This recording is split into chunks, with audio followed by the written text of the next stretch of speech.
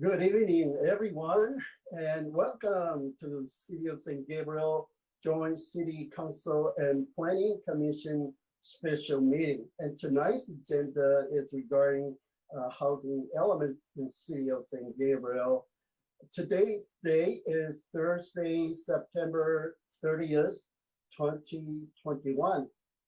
Now I call this special meeting to order at 6:39 p.m. Pledge of Allegiance led by our own Vice Mayor Dean. Go ahead, Vice Mayor. Yeah, please stand and face the flag. Place your right hand over your heart and then repeat it after me.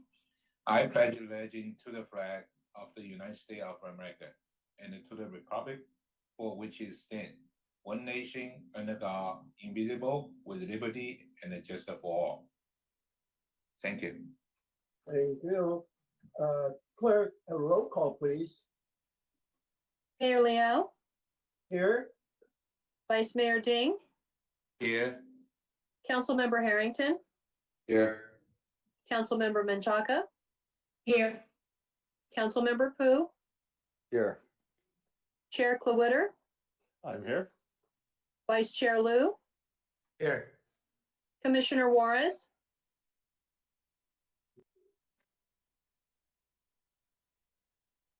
Commissioner, if you could just give me a wave of your hand. Okay, Commissioner Juarez has indicated his presence. Commissioner Mamdapurkar, Here. Commissioner Schwartz. Here. Thank you. Well, it's nice to see everyone here tonight. We'll start with some announcements from our clerk. Go ahead. Thank you, Mayor. Tonight's meeting is live streamed on cable channel 3 and our online platforms. Please email all public comments to cityclerk@sgch.org no later than the conclusion of the public comment period. Comments will be read for up to 3 minutes each. If you wish to be added to the distribution list to receive City Council agendas, please email your request to cityclerk@sgch.org. Well, tonight's agenda, I think, is the who's going to say that, or otherwise do it for you. A City Council and Planning Commission Joint Study Section, Draft Housing Element for the sixth cycle, 2021 through 2029. The order for this item will be the staff and consultant presentation, then factual questions from the City Council and Commissioners, followed by public comment, and then Council and Commission discussion. The staff presentation will be made by Acting Community Development Director and Planning Manager Samantha Torsorda. Okay, so go ahead, Samantha. Yes, thank you, Mayor. Mayor and members of the City Council and Chairman and members of the Planning Commission. Tonight is a joint study session with the City Council and Planning Commission to provide information on the draft sixth cycle housing element update covering the planning period between 2021 through 2029. The study session, similar to project previews, is intended to receive comments and questions from the City Council and Planning Commission to further develop the draft housing element before formal public hearings in the upcoming months. No voting or actions are required of the Planning Commission and City Council tonight. This evening, the city's housing consultant, Lisa Wise Consulting Inc., LWC, will be providing a presentation of draft element. And to provide a brief introduction of LWC, LWC was retained in January of this year to assist with drafting the housing element update, the associated environmental document, and also other related housing documents such as an illustrative guidebook for ADU developments in the city, and that is currently available on the city's website.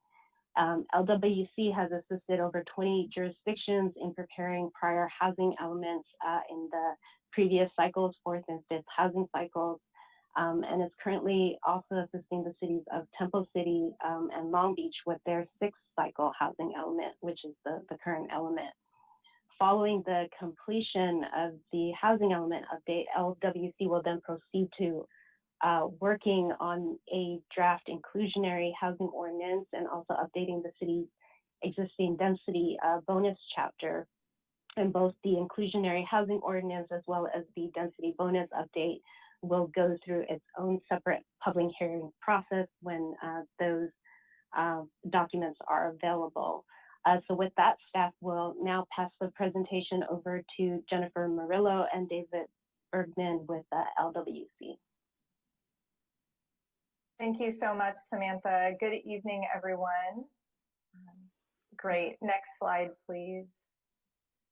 So as Samantha mentioned, tonight we are talking about your draft housing element for the 6th cycle. We will provide a brief overview of the update, including the process. We'll talk about some key findings related to housing needs, but then our focus is going to be on the draft housing element itself and proposed housing programs. Then we'll touch on next steps before we get into your questions and comments. Next slide. So first, an overview of the housing element. Next slide. The housing element is one of the state mandated elements of the city's general plan. But unlike other elements, housing elements are required to be updated every 8 years and must be approved or certified by the state, or HCD.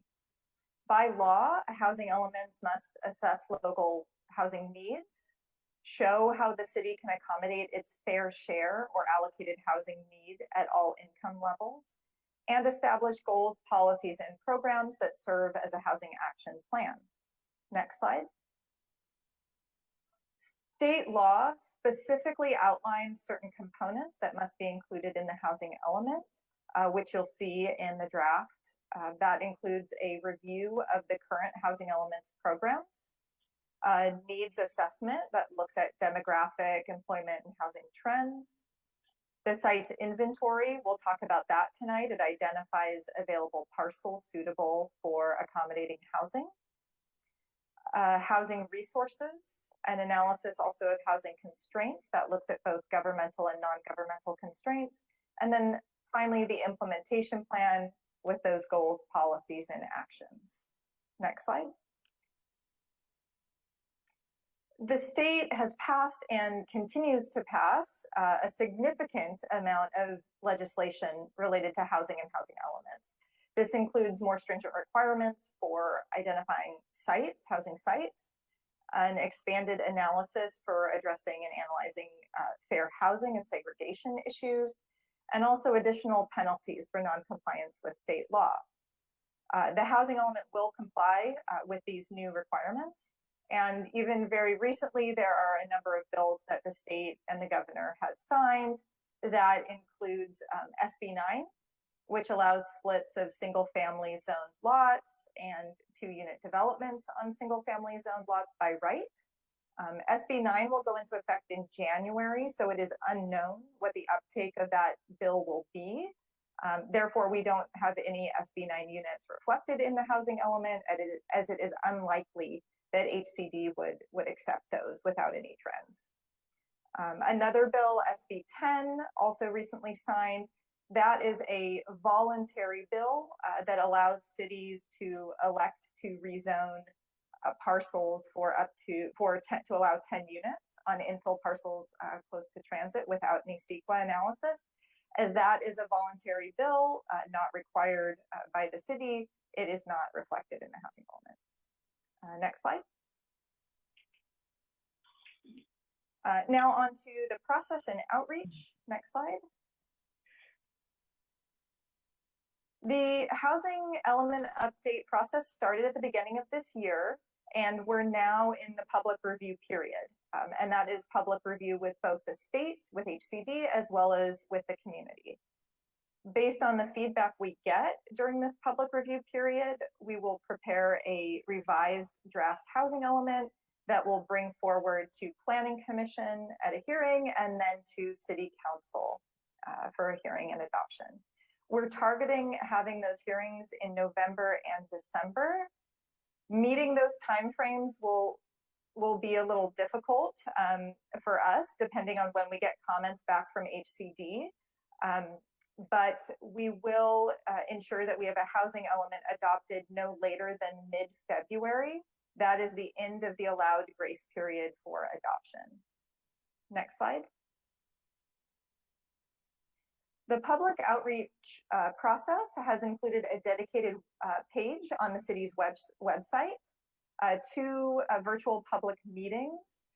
We had held those with the Planning Commission, one of which discussed the preliminary report, which covered a lot of the technical appendices that we currently have included in the housing element. The city also conducted outreach directly to housing stakeholders and organizations to get their input, and additional methods to get the word out included email notifications, newsletters, and social media. Next slide. So now I'll briefly touch on a few housing conditions and needs. Next slide, please. These are primarily covered in the Appendix A of the housing element. So San Gabriel has a lower median income compared to LA County, with over half households being lower income, meaning they earn less than 80% of the Los Angeles County median income, or AMI. And the majority of households in the city are renters at over 55%. Next slide. Almost 900 households, or 7.4% in San Gabriel, are experiencing poverty. That is a similar rate to the region. And female-headed households are more likely to be in poverty, with one source of income. Next slide. Seniors are a special needs group, as they are more likely to be on fixed incomes and require higher levels of care. And San Gabriel has an older population compared to the county. 2/3 of San Gabriel's senior households are low income, with 25% at extremely low income. Next slide. Now, being housing cost burdened or overpaying for housing means a household is spending more than 30% of their income on housing. And 6 out of 10 renters in San Gabriel are cost burdened, and over a third are severely cost burdened, spending more than 50% of their income on housing. And this is a bit higher than the region and does reflect some higher home prices in the city. Next slide.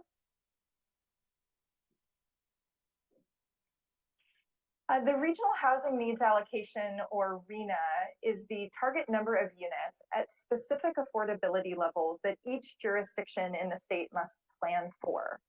The city's RHNA is 3,023 units, and of those, almost 1,300, or 43%, are above moderate income or market rate units.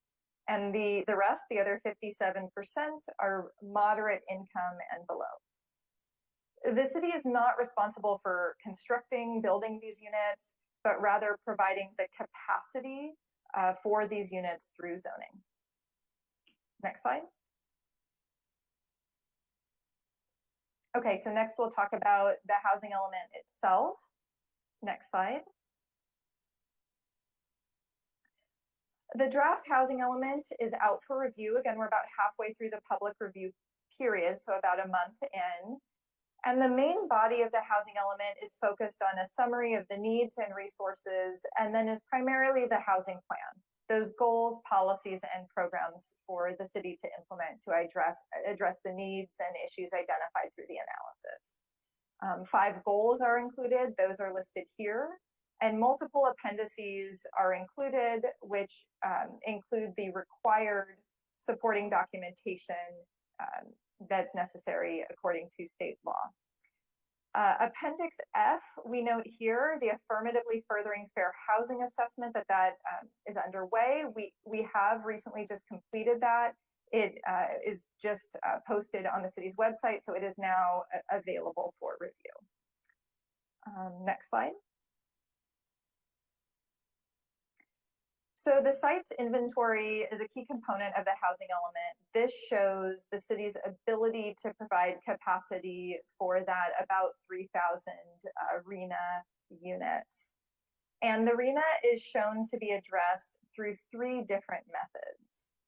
The first being accessory dwelling units, or ADUs, and those are projected over the 8-year planning period based on the city's recent history of ADU approvals.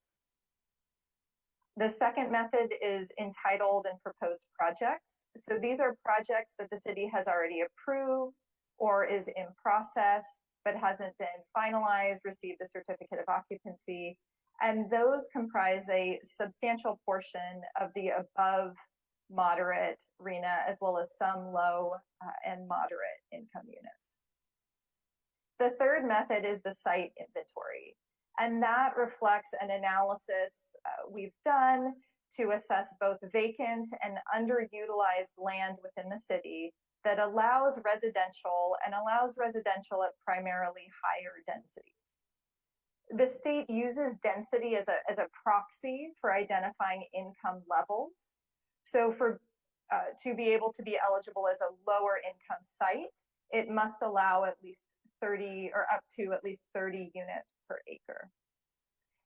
So with these 3 methods, the city has excess capacity in both the above moderate and moderate income categories, quite a substantial excess capacity in the moderate income category. And the city has a shortfall of 335 units in the lower income capacity or lower income category.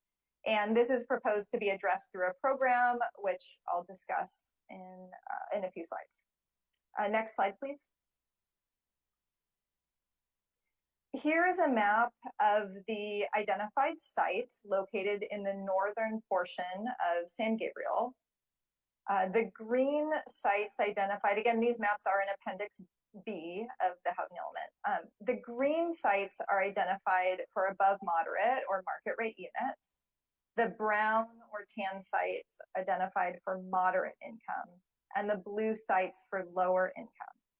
Now, these sites are under no obligation to construct affordable housing. Again, this is identifying available land that allows for higher density and have been identified as vacant or underutilized. Sites are primarily focused along corridors, along Las Tunas, San Gabriel Boulevard, and some in the Mission District specific plan area. Next slide. And then here is the map for the southern portion of the city. Again, sites focused along corridors, including Valley Boulevard, where the Valley Boulevard specific plan applies and allows for higher densities. You'll see more of the blue lower income sites here. And also, again, along San Gabriel Boulevard. Next slide. So onto some of the proposed programs. First, the rezoning program. So this is the program that is proposed to shift some of that excess capacity from the moderate income category to the lower income category to eliminate the lower income shortfall. This means increasing the allowed density on some of those moderate income sites, consistent with the state's requirements for lower income, specifically allowing 30 units per acre. A minimum density is also required for these sites. That would be a 20 units per acre. And since the state uses minimum density to project capacity of these sites, 16.8 acres would need to be rezoned to address that 335 unit shortfall. In other words, 16.8 acres times 20 units would be able to fill that gap of the 335 unit shortfall. Potential rezoned sites we've identified are sites identified, moderate income sites identified in the C1 and C3 zones. The current maximum density in those zones is 25 units per acre. So we're a little bit shy of the 30 unit per acre threshold that the state requires to be able to be eligible to identify as a lower income site. And the rezoning is required to be completed within 3 years of adoption of the housing element. Some of the other programs include an accessory dwelling units program. The city has updated the ADU regulations to comply with state law. So this is more about promoting the city's ADU guidebook to facilitate and encourage ADU production. A housing developer outreach program is included to help promote awareness of available land and incentives in the city, as well as to get feedback on methods to facilitate housing. Next slide. Pursuing infrastructure grants is a program to also help facilitate infill housing, as well as support the impacts of new development. Consistent with state law, a program to develop objective design standards is included. This would be standards for multifamily and mixed-use projects to reduce the uncertainty in the review process and help expedite approvals. Another program is the density bonus program, making sure density bonus is consistent with state law, and also evaluating options to provide density bonuses above and beyond what's included in state law. Next slide. Also, a program for adopting an inclusionary housing ordinance is proposed, which would be based on a financial feasibility analysis that would include density bonus considerations to be able to calibrate what might be a reasonable inclusionary housing program for San Gabriel. So that we'll be looking at that in the upcoming months.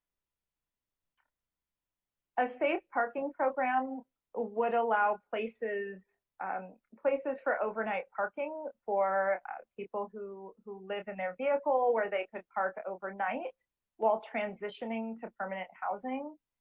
Safe parking is typically managed by a social service provider, and the program identifies that this would be allowed in appropriate zones. So there'd be some analysis there. Standardizing maximum heights would allow mixed-use buildings in commercial zones to have the same height as 100% commercial buildings. Currently, mixed-use projects are limited to 3 stories, while commercial buildings are allowed up to 5 stories. Next slide. Lastly, a few programs related to existing units and residents. First, the code enforcement program to address substandard housing conditions, as has been done and has been effective in the city, as San Gabriel does have older housing stock. Another is adopting an ordinance with requirements for when apartments can be converted into condominiums, considering the majority renter population and helping to preserve lower cost housing for renters. This was an appropriate program in that respect. And then a program that's consistent with the city's homelessness response plan is providing user-friendly tenants' rights and other resources to help prevent displacement of residents. Next slide. So again, we're about halfway through the public review period. It will close on October 26th. That is also when we anticipate receiving comments from the state. And input may be provided via email to Samantha. Her email is here. Speaking up tonight, of course, or at future meetings, or even directly to the state is an option to provide comments. There are also hard copies of the housing element at the library and at City Hall for folks to be able to review. Next slide. Okay, next steps. Next slide, please. So as I mentioned earlier, we did just publish the Affirmatively Furthering Fair Housing Analysis. We know you have a ton on your plate, so we're not going to talk about it tonight. Of course, we'd be happy to answer any questions if you have any, but that will be distributed so you can review that. And otherwise, the city will be collecting comments. We will be working on making any necessary revisions for state certification and bringing this back to the Planning Commission and City Council at public hearings, targeting before the end of the year. Next slide. And with that, for everybody watching, please stay involved and updated on the project. We want to make sure we hear everyone's comments and fold those into the housing element and any programs. So check out the webpage and feel free to reach out to Samantha with any questions or comments. So thank you very much. I appreciate your time. We look forward to your questions and comments. Okay, thank you. Thank you for your very detailed report. Now, does any council member have factual question to clarify this report? I see raised hand by Councilmember Pu. Go ahead. Yes, thank you, Mayor. But first, I was wondering, are we going to listen to public comments with respect to this meeting After, at the end? no, after council have factual questions and also commissioner have factual questions, then public comments. Okay. So, yeah, my first question is with respect to one of the methodologies that was stated as far as the, I think at the site inventory analysis is that, you know, we assume that it would only be 80% development for those sites. And I was just curious as to whether, you know, if that is a standard practice, or where does that number 80% come from? Thank you. It is, while we identify it as a conservative assumption based on development trends that have been seen and experienced in the city, that is typically what we're seeing as being acceptable in the eyes of the state in terms of not over forecasting units, particularly in this case, lower and moderate income units, while the city has strong trends for above moderate, not necessarily for moderate and lower. Yeah, just to echo this, so that you understand, the state requires us to look at the track record of density that's actually built in the city. And as you can imagine, developers don't like to leave a lot of buildable area on the table.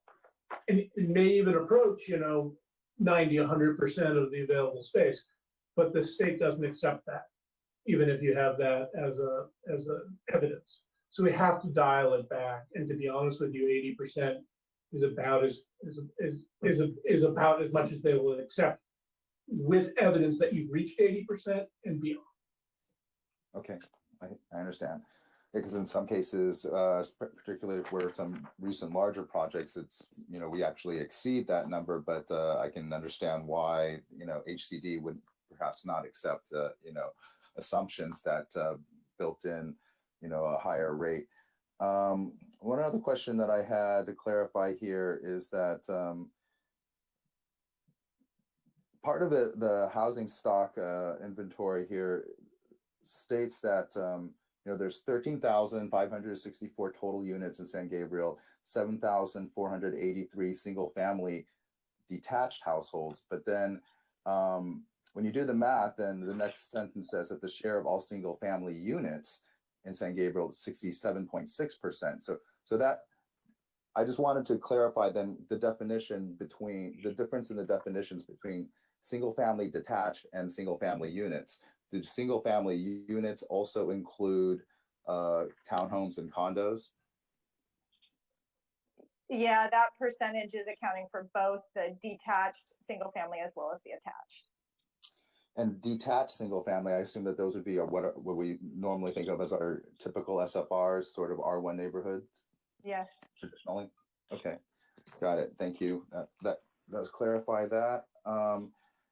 It's also stated that the the median rent in San Gabriel in 2019 was $1,486.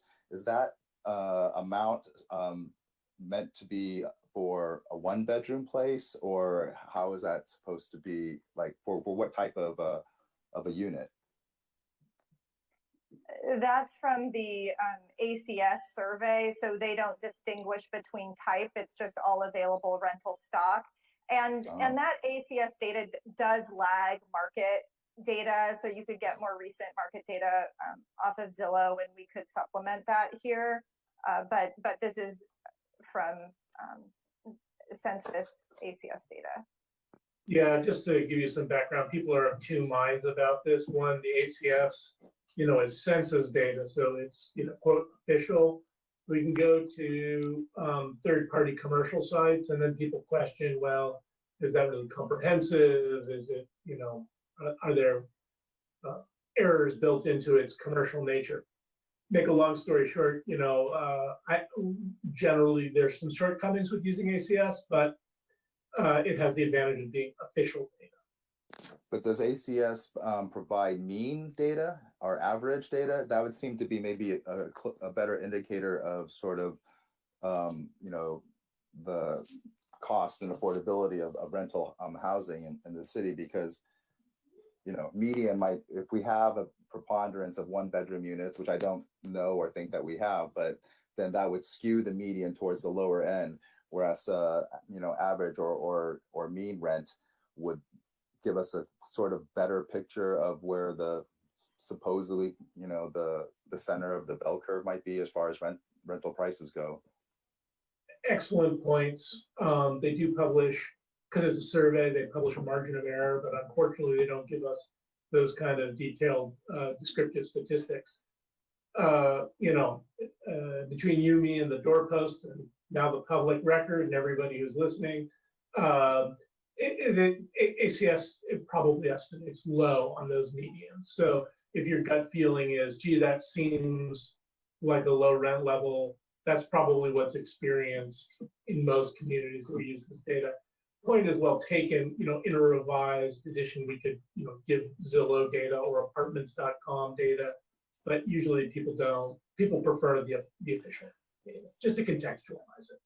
Well, yeah, I mean, I'm not necessarily suggesting going to commercial sites to get the data, but it would be better to have a more accurate picture of what what rental cost is in the city, because looking at that and saying that median, I think it is a little bit misleading. I think it actually is low, even though, as you've shown throughout the housing element, our particular housing costs are higher than than the regions, than the counties or than the SCAG regions, even as some of our socioeconomics are actually lower. But in any case, I mean, I just wanted to see if there was any further detail about that, because it did seem lower to me. And then also, obviously we want the most accurate picture we can get. But that it's good to keep in mind, and that just that the median, I guess, so you're saying only median rental data is available on the through ACS or through the census. Is that correct? Yeah, that's correct. Okay. And I think everybody should listen to our meetings. They're very stimulating. You can see, looking around the room here, I see how excited everybody is. And everybody listening at home, I'm sure. Okay, thank you. I'll reserve comments for the discussion section. Thank you, Councilman Fu. Any other city council member have factual questions regarding this report? I see none. Now I go to our commissioner. Does any commissioner have factual questions to clarify this report? Anyone? Okay. Not at this time. All right, thank you, Tom. So, yeah, and now is the time for public comment on this item is now closed. Chief City Clerk, please read any public comments received. Thank you, Mr. Mayor. We do have 10 comments tonight. Good. First is from Camila Alba Lopez, longtime resident with roots dating back to the 1700s, and reads as follows. Enough. Stop creating more housing developments. Are you all brain dead? Why did you turn a deaf ear to the fact that there is a water shortage in this entire valley and all of California? Residents need water. The nursery and bowling alley projects, which you approved, include housing and are still not completed. Did someone forget to do their homework regarding ground toxicity? Have all of the clay sewers in the city been replaced with updated piping? What about more traffic on our potholed, lumpy streets? Instead, build us an American named market like Bonds, Alpha Beta, Ralph's, Stater Brothers, etc., on a vacant lot you are looking at, if there are any left. This is what we really need. Send the developers somewhere else, or are you more interested in what you might personally gain financially? As for the city itself, surely there is enough revenue coming in with all the businesses on top of each other. Respectively submitted. The next comment is from Norma Davalos and reads as follows. I am protesting this intrusion from the state to mandate increased housing. Residents didn't vote for this garbage. We voted to elect leaders who will stand up against these intrusions, against the will of the people who live here. We do not want rentals, more housing. This increases crime, pollution, so much for caring for the planet, yeah, right, trash and squalor. Not to mention a strain on police and fire who are already in need of more staff. No more density housing. You should bring Habitat for Humanity to increase single-family homes for lower-income families who want the pride of owning a new home. Enough sidestepping the people's will. The city can fight back, but it doesn't seem like it cares or wants to. The next comment is from Mitchell Tsai, representing the Southwest Carpenters. Legal sites will not be read, but are available from the clerk's office. And it reads as follows. Dear Matt Chang, on behalf of the Southwest Regional Council of Carpenters, commenter, or Southwest Carpenters, my office is submitting these comments on the City of San Gabriel's draft 2021 to 2029 update to the city's general plan housing element. The Southwest Carpenters is a labor union representing more than 50,000 union carpenters in 6 states and has a strong interest in well-ordered land use planning and addressing the environmental impacts of development projects. Individual members of the Southwest Carpenters live, work, and recreate in the city and surrounding communities and would be directly affected by the project's environmental impacts. Commenters expressly reserve the right to supplement these comments at or prior to hearings on the project and at any later hearings and proceedings related to this project. Commenters incorporate by reference all comments raising issues regarding the EIR submitted prior to certification of the EIR for the project. Moreover, commenters request that the lead agency provide notice for any and all notices referring or related to the project issued under the California Environmental Quality Act, California Public Resources Code, and the California Planning and Zoning Law. California Public Resources Code sections and the Government Code section require agencies to mail such notices to any person who has filed a written request for them with the clerk of the agency's governing body. The city should require housing projects developed pursuant to the final housing element update to provide additional community benefits, such as requiring local hire and use of a skilled and trained workforce to build such projects. The city should require the use of workers who have graduated from a joint labor management apprenticeship training program approved by the state of California, or have at least as many hours of on-the-job experience in the applicable craft which would be required to graduate from such a state-approved apprenticeship training program, or who are registered apprentices in an apprenticeship training program approved by the state of California. Community benefits such as local hire and skilled and trained workforce requirements can also be helpful to reduce environmental impacts and improve the positive economic impact of the project. Local hire provisions requiring that a certain percentage of workers reside within 10 miles or less of a project site can reduce the length of vendor trips, reduce greenhouse gas emissions, and providing localized economic benefits. Local hire provisions requiring that a certain percentage of workers reside within 10 miles or less of a project site can reduce the length of vendor trips, reduce greenhouse gas emissions, and providing localized economic benefits. As environmental consultants Matt Hageman and Paul E. Rosenfeld note, any local hire requirement that results in a decreased worker trip length from the default value has the potential to result in a reduction, and that concludes the time. The next comment is from the Wong family and reads as follows. Mayor, council members, and planning commission. The signing of SB 9 and SB 10 casts a dark shadow of apprehension and uncertainty over San Gabriel residents like us. We do not know when some big real estate developers will come and build a multi-story housing unit next to our single unit residence. These bills are the manipulation of big developers and politicians to bypass all cities' building ordinance. That these bills will help ease the homelessness and provide more affordable housing is a lie. An average single-family lot of 7,000 square feet with a 1,400 square foot home is selling at over $800,000. How much will one unit cost in a multi-unit building? I believe it will not be less than $600,000 conservatively calculated. Is it an affordable house for the homeless? How about for an average family of 4 with a gross annual income of $120,000?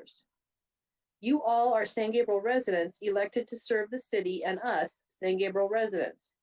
We urge you to do what you can to preserve San Gabriel's historical environment and the sanctity of our beautiful city. We also ask that this important topic be put on the general city council meeting agenda so the public will hear each one of your decision. We will remember comes March 2022 election. The next comment is from Ann and Stuart White and reads as follows. Dear council members and planning commission members, the state of California, as well as all the other states in our union, are sovereign in that they have the right to choose how their individual states are governed. The state's counties have a responsibility to their residents, as do the cities have a responsibility to their residents. I moved to San Gabriel from neighboring Alhambra 25 years ago. It was approximately 1.25 miles away. My house insurance dropped substantially, as did my car insurance for the identical coverage. I called the insurer and asked why the pleasant surprise of a rate reduction. They told me that San Gabriel was a much lower density than Alhambra, and the risks were much greater in densely populated areas. SB 9 is guaranteed to increase density and therefore the cost of living. The people who have made these decisions regarding the use of my property and that of my neighbors do not live here. They do not care. I will have no say if my adjoining neighbor sells his single-story home to a developer that will build multi-story units next to my home, destroy the character of the street, or forever take away my privacy that I once enjoyed. The powers that be are not for the preservation of California. They look at California as an opportunity zone to plunder and ruin for their profit. After all, they do not live here, so what is it to them?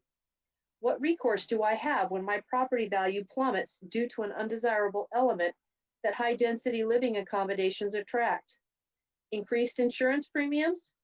Loss of the small-town flavor that attracts so many to our little community? How about the pressure on resources, water, gas, electricity, the aging infrastructure that will need upgrading? Fire and safety? Has anyone thought about that? This plan is a disaster for all small communities that want to stay that way. The urbanization of bedroom communities is the death knell for us and all communities like San Gabriel. The bottom line is that there are communities for everyone here in California. There are urban settings with mixed-use condos and lofts that are designed for those that thrive in that setting. There are other communities that have a predominance of single-family homes with yards and a quiet atmosphere that is desired by others. We ask that the council explore all avenues available to them to preserve our beautiful city that is San Gabriel. Thank you. The next comment is from Sean McMorris, a San Gabriel resident, and reads as follows. Good evening. Data clearly shows that San Gabriel is primarily deficient in affordable housing at the low and very low income levels. This is not good. Those with the least means and most need are being left out in San Gabriel. This must be remedied. There are multiple ways that San Gabriel can and should address this crisis immediately. First, I implore the city to prioritize its affordable housing needs over general housing inventory. Simply put, developers are not going to produce affordable housing stock unless they are mandated by the city to do so. Developers and housing speculators can and should be mandated to provide a percentage of affordable housing units in their projects via an inclusionary housing ordinance, which many surrounding cities already have. Despite the fear-mongering by for-profit developers, such ordinances have not chilled housing development, and they have been instrumental in producing affordable housing in the region. It's past time for San Gabriel to step up and produce its fair share of affordable housing for its residents and the community. So I first and foremost request that the city initiate the process to make inclusionary housing a reality in San Gabriel, which will be instrumental in the city making a dent in its affordable housing needs. In addition to a meaningful IHO, the city should streamline its ADU application process and make it affordable for most homeowners. I also support the idea of a safe parking area for houseless people, preservation of current housing stock, and anti-displacement information dissemination. I recommend that the city partner with the San Gabriel Valley Regional Housing Trust to build affordable housing, and that the city should begin to cultivate relationships with affordable housing nonprofit developers. I cannot stress enough that simply building more housing is not the answer. The housing that is needed and least likely to be built is affordable housing, and that is where the focus must be. It's past time we put residents before developer profits in San Gabriel. Thank you. The next comment comes from Stuart Lubasic, a resident on Delmar Avenue, and reads as follows. Good evening, City Council and members of the Planning Commission. I am both interested and concerned about the impacts of SB 9 and SB 10 on San Gabriel. I do not deny that there are tremendous regional housing needs and agree that San Gabriel needs to help address these. However, I am concerned about significant omissions in the recommendations presented to Council and the Planning Commission this evening. First, historic districts are exempted from some of these requirements, and San Gabriel needs to work harder at formally designating the important historical districts and neighborhoods that have helped to shape and define our city. Attention must be given to the historic context statement that is coming before Council in October. That context statement should be considered against any inventory of potential sites that staff recommends to Council. Second, increased density can be managed. Conservation overlay zones would provide design guidelines so that the scale, massing, and character of neighborhoods could be preserved, even with increased density. ADUs provide additional housing and often rental properties. With clear design guidelines or even design templates, steps could be taken to ensure that increased density is added with a sensitivity to the surrounding neighborhood and its character. Third, the identified potential sites in the staff report coincide with our main traffic corridors and areas of the city with higher rental and poverty rates. Any development must be done with those communities in mind and ensure that density does not come at the expense of recreational and open space opportunities. Now would be a good time to review the city's parks master plan and to see if the sites now identified for development were also identified as potential park space. I am exhausted by plan develop overlay zone agreements that do not give back to the communities most affected by the loosened regulations. Fourth, the past can be instructive to the path forward. San Gabriel has historic examples of bungalow courts, the live-work buildings of the 1920s and 1930s, predecessors of the mixed-use developments of today, and 1940s apartment complexes that incorporated shared open spaces. I would hope that the dynamic history of San Gabriel would merit consideration in how to move forward in meeting the state mandates. Thank you. The next comment is from Chuck Myers, a resident on Verona Avenue. First and foremost, changing any R1 zoning to any other zoning under the guise of fair share, no matter, can only be defined for our city with one word: moronic. The San Gabriel Mission is the oldest building, built in 1771 in the Los Angeles County area. It was the center of all business until we became a city in the early 20th century. San Gabriel's history, center posted by the mission, certainly weighed in on the reason for our city council to pass the historic preservation ordinance, which, at this writing, has yet to be implemented. Now, it would appear, the city is reversing its previous commitment to implement the ordinance by eradicating the R1 zoning. The city will probably argue it will not impact the ordinance, even though this city's primary historical strength, after one considers the mission, is in fact bedrocked within the R1 zoning structures. This eradication of the R1 zoning, I would opine, would be a moronic decision. The next comment is from Dr. Chastity Jennings Nunez, here Commission Chair and San Gabriel resident, and reads as follows.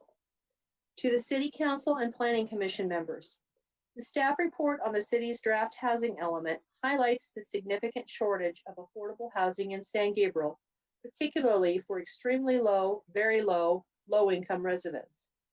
Continuing to allow developers to reap significant profits and benefits, building housing that does not address the needs of our community, is a situation that is worsening housing insecurity and adding to the number of unhoused families and individuals.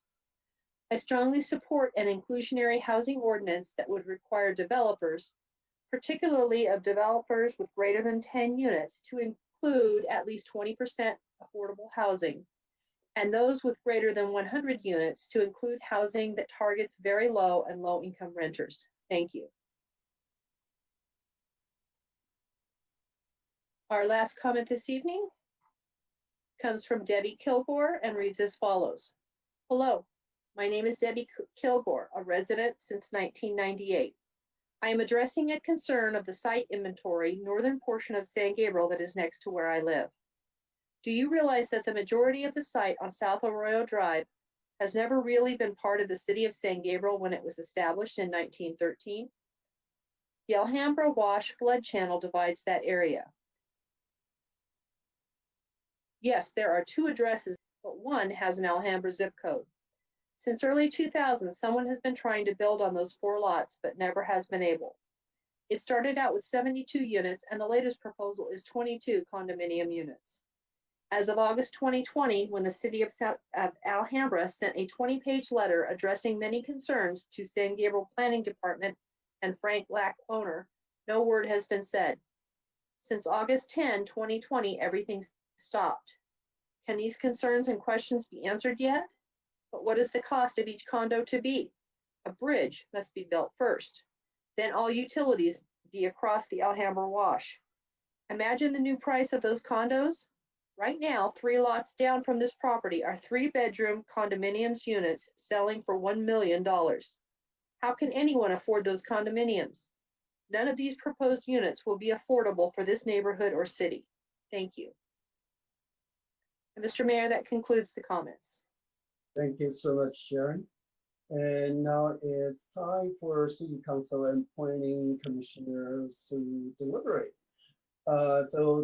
Tonight our job is to review and provide input to staff on the draft housing element.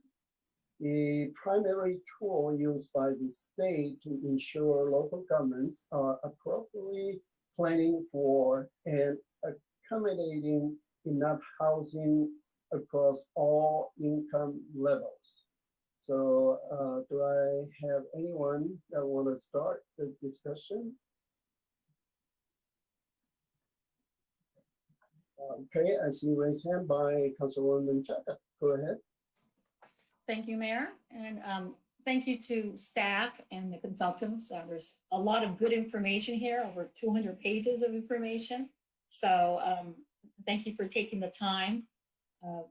Clearly with the public comment, I think there is some misunderstanding or I'm not quite sure. It took a different direction than I had expected or that's present here in the report. But with that being said, maybe it would be helpful to summarize, from what I can see, and you can let me know if I'm understanding this correctly. So the city is not responsible for the construction. We're responsible for creating an environment so then we can meet our housing allocation. And that's a state mandate. That's not a local mandate. This is something the state has established, and it's across the city, across the state for every city. Our allocation is 3,023, and we fall short by 335 units, which happen to be on the lower, very low level. So the goal here for this plan is affordability. So we need to create housing in some way that is affordable. And the plan has to be submitted by October 15th, which I believe is the same deadline for everybody else. And the programs that were listed that's something that's been put together by staff, the consultants, and the state. So do I have kind of the gist? Is that accurate so far? Okay, great. So I wanted to just understand the chart where it shows that we are short. We have moderate and above moderate there at the surplus level. Then we have, it's page 18 of the presentation. But we have a shortfall of 335. So all these programs, is the goal of the programs to try to move from moderate to above moderate, or is the goal of the programs to develop more affordable housing, or is it maybe a blend of both? I just wanted to get clarification. It is a blend of both. Program number 1 is the specific program to address the 335 unit lower income shortfall. Okay. And that's the rezoning. Yes. Okay, so let's see. So we're looking at 16 acres of vacant or underutilized land that's been identified.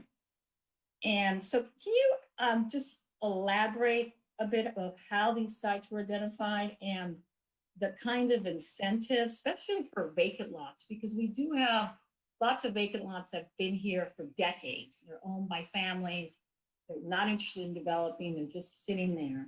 And so how would we go about providing incentives for them to develop? The city has already included some incentives. For example, for lot consolidation in certain areas, you are able to achieve a higher density. So that already provides some incentive for consolidating lots to create more feasible and realistic development sites. That has been working for the city. The city is seeing new development come in on consolidated properties and utilizing higher densities that are allowed with that standard. So that is one way the city is doing it. Also, we have a number of programs that respond to some of the constraints we identified in the technical analyses. For example, the parking and open space requirements, evaluating those to see if those are impediments to producing more units. Also looking at the height limitations, whether having a lower height allowed for mixed use developments versus fully commercial units has been an impediment, and provide more opportunities for housing in that way. So there's a number. What about the park plan? Was that looked at also? The master plan for parks, green space, is there any consideration given to those plans? We specifically excluded any sites that were identified as park or other public use. If there are some sites identified that are slated in the park master plan, we would absolutely take a look at those. But I don't believe any passed through that are designated for future parks or open space. I'm sorry, so let me just clarify, existing park space or planned park space? Identified as an existing use as park or other public use, those we did not include. If there are future designated sites in the park master plan, it's possible some of those or one of those could have gotten through. If so, we want to look at that information and we'd be happy to take it out. Yeah, that would be very helpful. Maybe Samantha would have a little more insight there, but I would like to know as we move forward if we've removed some of those park spaces that we spent a lot of time in identifying. So Samantha. Yes, Councilwoman, if we have not, then we'd be more than happy to take a look at the plan to make sure that we filter those out as well. Great, thank you. And let's see, the next area is the inclusionary housing ordinance, which is something I've spoken about, I think since the day I started here with council, got elected. I understand tonight it's strictly discussion and direction. Any type of inclusionary housing ordinance would have to be crafted. That would be a whole separate agenda. But I wanted to make sure it's public that I am in support of an inclusionary housing ordinance. I think it's the most direct option to address affordable housing. We are a city, and we are not in the business of building affordable housing or building, and we don't have much land either. So currently, we do have, and again, there might have been some misunderstanding from some of the public comment, but we do have in lieu fees. So any projects that have taken place, there are fees that are being set aside, so we can use for affordable housing projects as the opportunities come up in the future, whether it's a private kind of partnership, private-public partnership. But when we discuss inclusionary housing, I mean, that would be part of the discussion. Would we, as a city, want to continue with that option of either providing units or fee, or just straightforward providing units without giving the option of a fee? So I think we just have to kind of look at other cities as a guide, but we also have to kind of take a self-assessment, what makes sense for San Gabriel. There's pros and cons, but tonight I believe the discussion is not about the inclusionary housing ordinance, it's just a matter of making sure it's one of the programs. And so I would like to see that as a program. I like for the housing order, inclusionary housing ordinance, to be income bracket focused. I think that's very important. And the HERE Commission just had a meeting earlier this week where they had a guest speaker who discussed housing on church property. And I don't know if we've asked our religious groups about that, but we should also consider that in our ordinance when we have that discussion, allowing that to take place if the churches or religious groups have space, or something that's something that they're open to. But that there is a movement there from a lot of groups, churches in particular, who want to have that option. So I think we should at least have something available.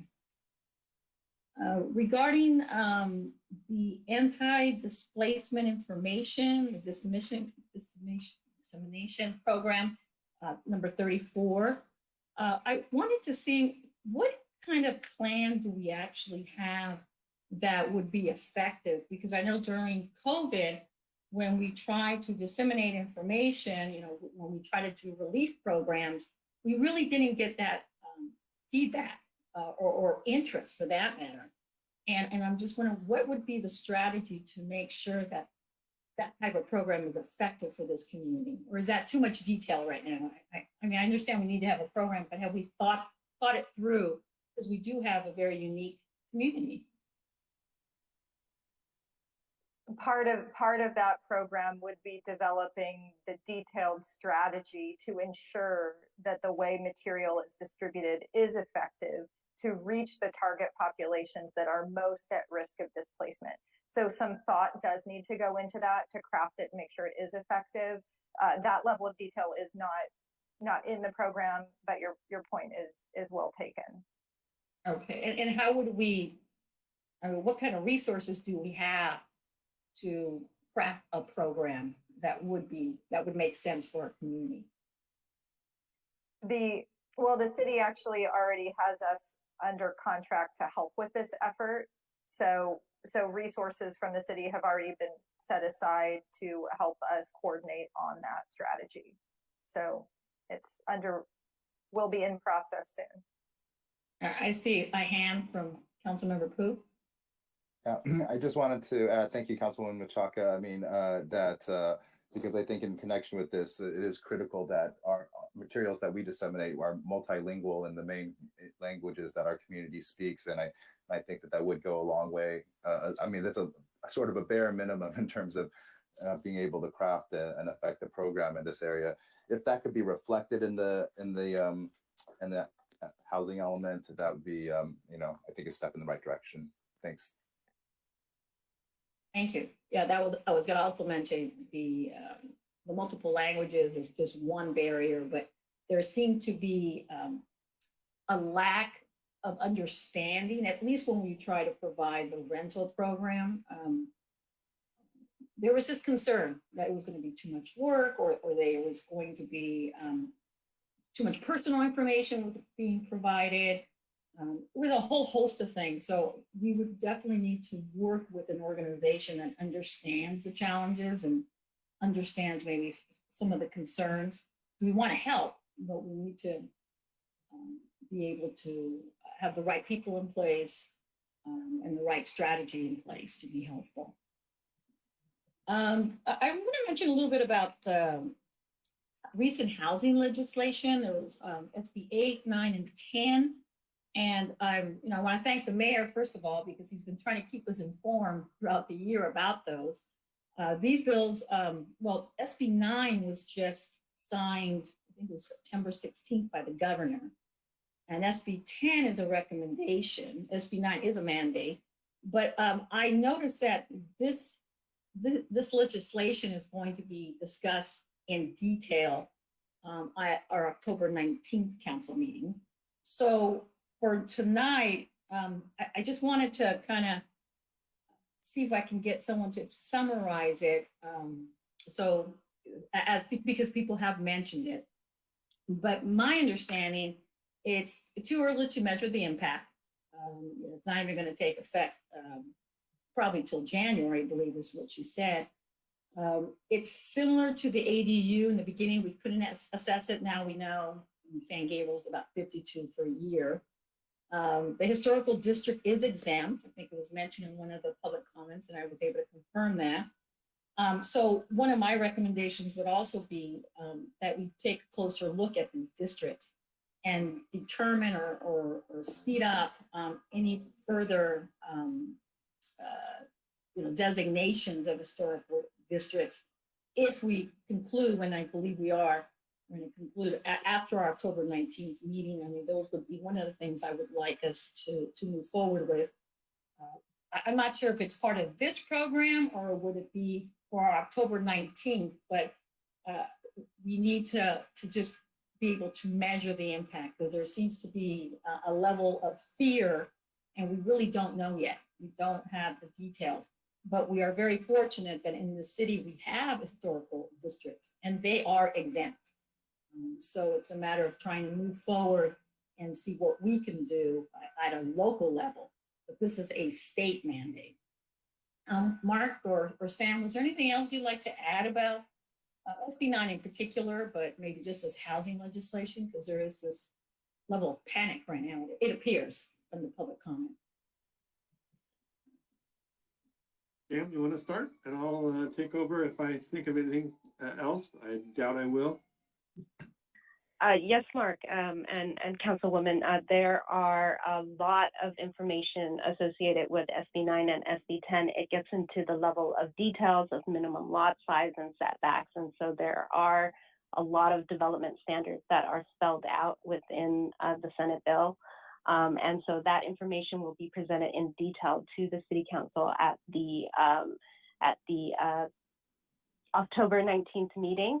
And at this time, it is just to provide a summary to the City Council to present that information. No decisions to implement or to initiate zone tax amendments are proposed at this time. Really, the intent would be to provide the information in more detail to the Council at that meeting.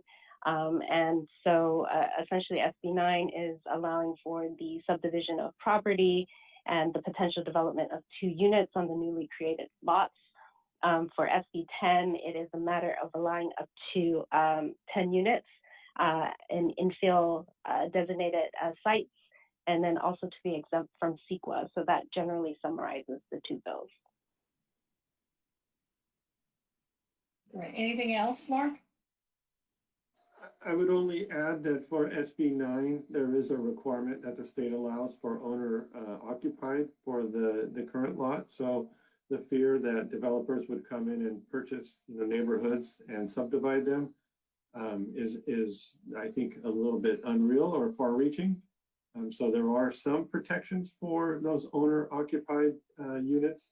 In fact, that's a requirement, but we will, as Sam said, have a deeper discussion at our October 19th meeting. And then when we actually bring the ordinance back, because the city will have to make changes to allow those subdivisions to take place, we will have a much deeper discussion. And I would liken it to when ADU were required, when that legislation came down, and it took several years before we had the legislation in place at a local level, and then on top of that, before the actual development started happening. We do have some small protections for designs and that kind of thing. So it is something to be concerned about because it is coming and we don't have anything we can do about it, but it's not something that will, I think, drastically change the landscape in San Gabriel overnight.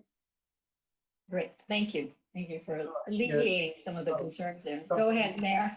Yes, so I'll just give you a little update, because during the League of California City Convention, this was already brought up.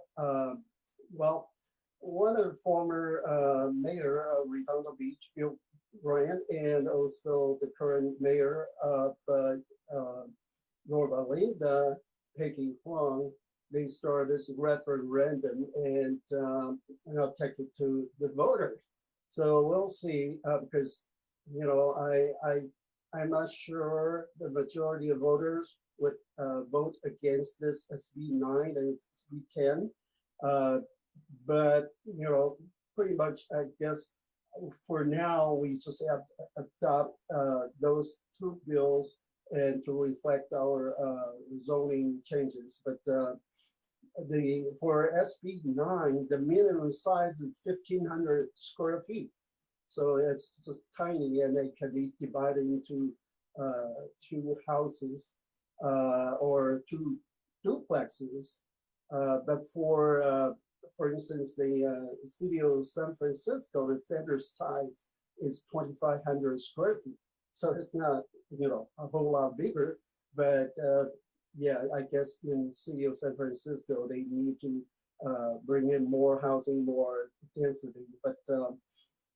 But now I think it's for our cities to discuss in next council meeting, and then we can talk about it.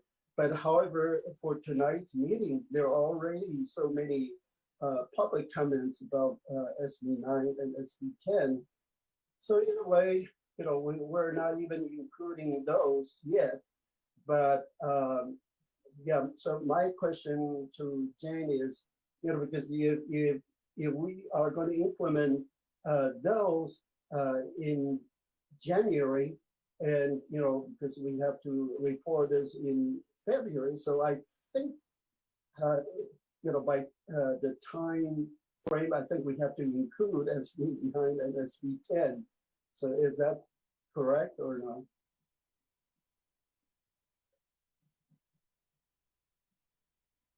Jane or David? I can respond to that, Mayor Liao, and if Jen or David wants to jump in afterwards, I'd be happy to have the clarification. You're right, that there isn't anything that we can do for this housing element to include SB 8 or SB 9. There aren't any projections we can make on those numbers of units to be able to count those as units that could be developed for purposes of the housing element, similarly to what we do for ADUs. So there isn't anything in the text changes or programs that will accommodate SB 8 or SB 9 or SB 10. I will say, though, that in future years, when we have to do our reporting to show what units were created under the housing element term, any of those subdivisions and units that are created, we will get the benefit of those units for our housing production numbers. So we will get that later on. But as far as being able to take credit for this now, there isn't anything that needs to be done. Okay. All right. Just as the analogy to ADUs is spot on.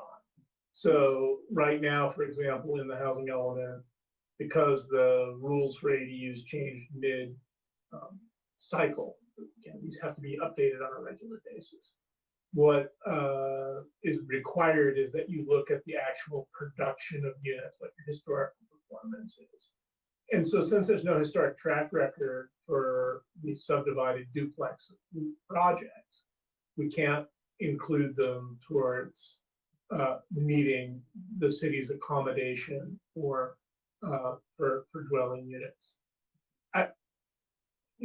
This is a little bit of the housing element. There's a couple of, the interpretation of SB9 is still evolving. It's very new. We're going to get direction from HCD.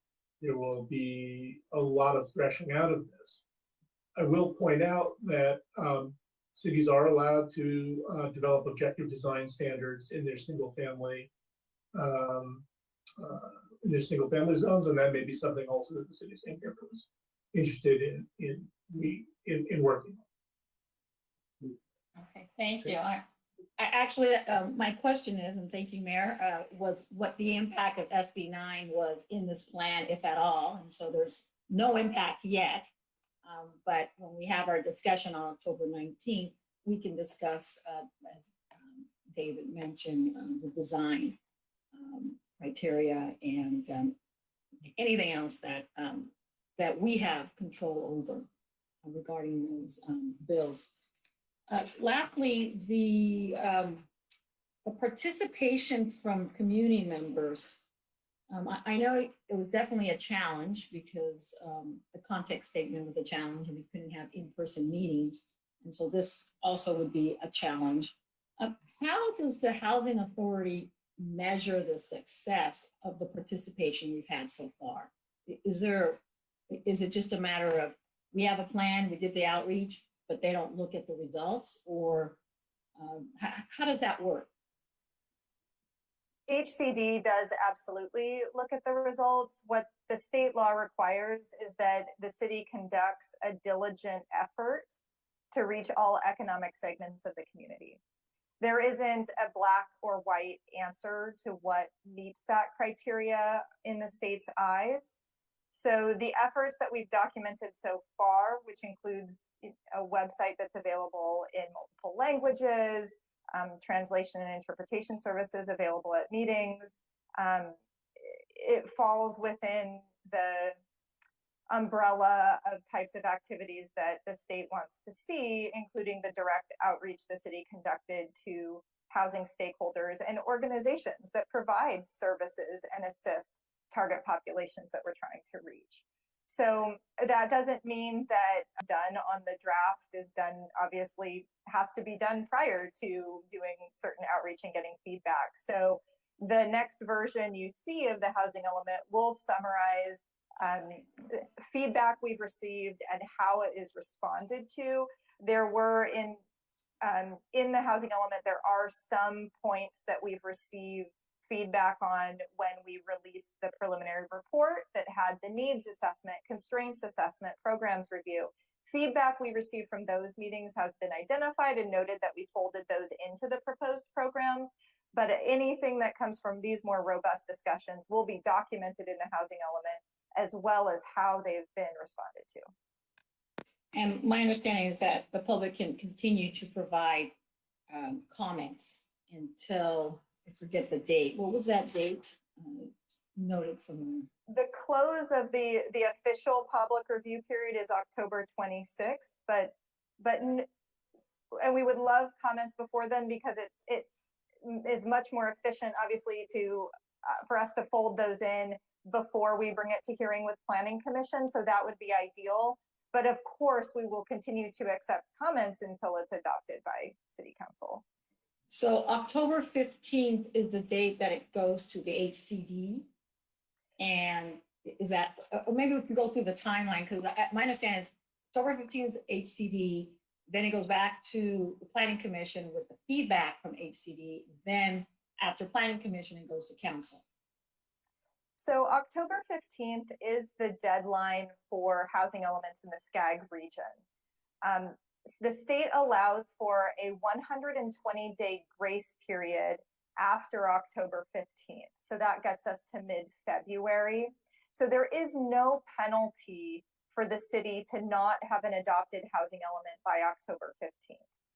We knew going into this project, we were not going to be able to accomplish having an adopted housing element by October 15th. Our draft is still with HCD under their review. We won't get comments until October 26th from the state.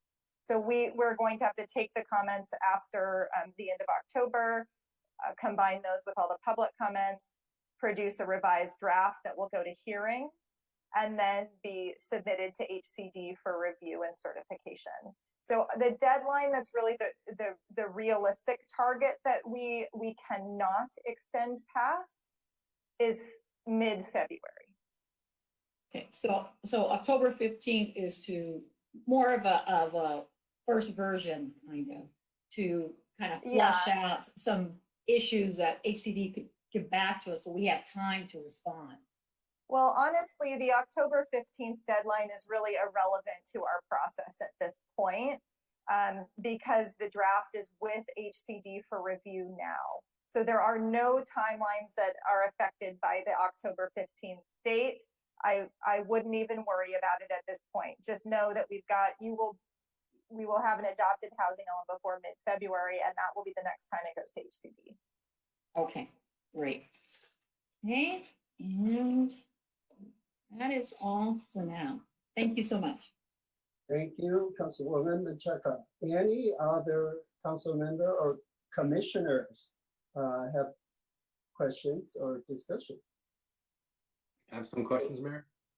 Okay, well, I see, yeah, let me ask Council Member Harrington, because I couldn't see you. But next one will be Council Member Booth. Thank you, Mayor.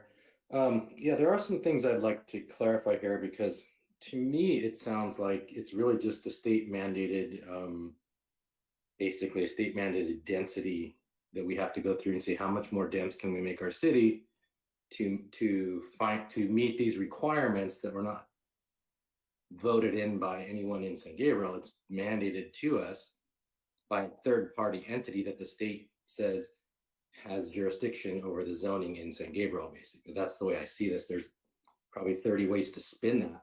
But in the end, it appears that our hands as council members are tied, and tell me if I'm wrong with that. We couldn't go against what the RENA numbers are. We have to quote unquote make our city available to meet those numbers. But in the end, that just means add density, because the proxy, from what I heard from consultants, is density is a proxy for low income.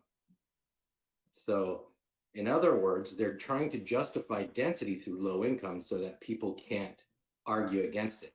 So the residents of San Gabriel have no say into the character of our zoning code. It's mandated by state, in other words. So we're being directed to do these things, and then us as council members have to say, well, it's a state mandate, we can't do anything about it. Well, we have control over what we can do about it, which is fighting for our residents and listening to them and stop the tyranny coming out of Sacramento. That is actually what we can do. I'll give a good example. Last week, a little over a week ago, we approved the Pacific Square. We didn't require one single low-income housing in those 242 units, not one single unit.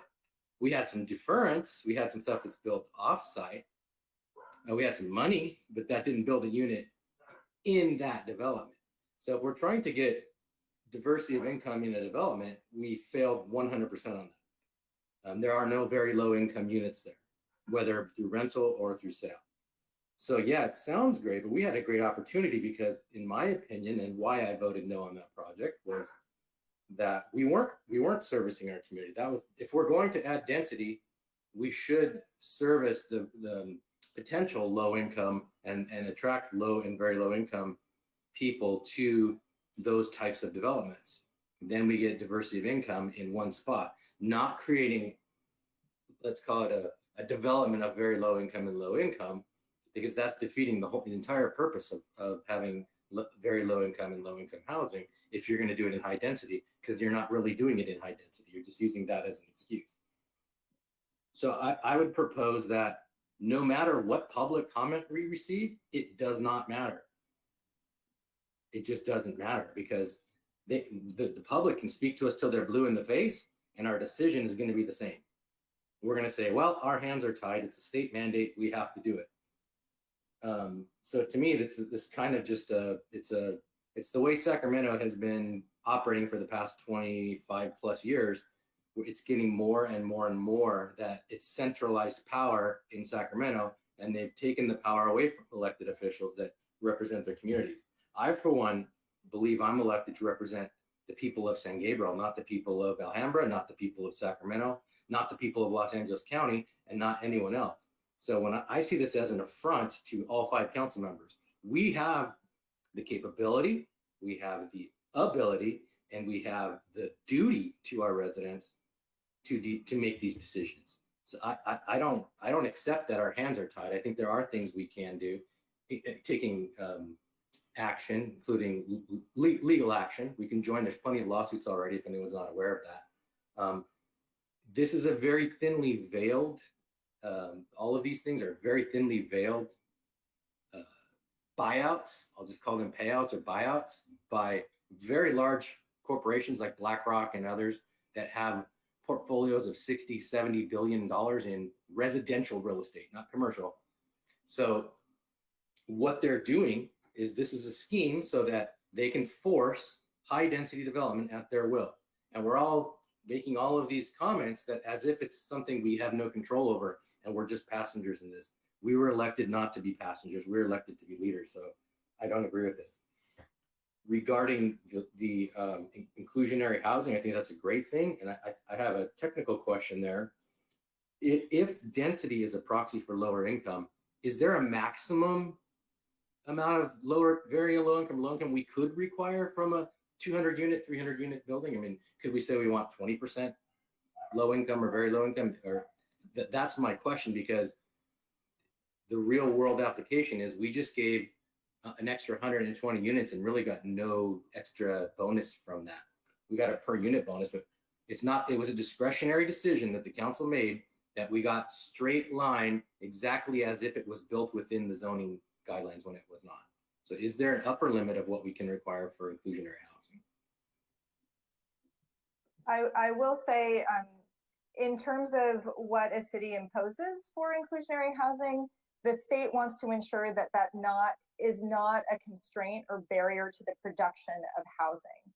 So part of the inclusionary housing and density bonus work will be doing a financial analysis to ensure that whatever threshold the city decides to establish for inclusionary housing is within market parameters that won't constrain the development of housing entirely or substantially, that it is something the market can bear, the market rate housing development market can bear in terms of producing affordable units within their projects. So that's the concern of the state would be inclusionary housing ordinances that have high thresholds for lower income units, that is sort of a de facto growth moratorium or barrier for the production of housing. So veiled as pro-housing can be quite anti-housing. So that's the threshold we'll be looking at from a financial perspective to calibrate it appropriately. So that's my point right now. We allow 35% density bonus per our code maximum.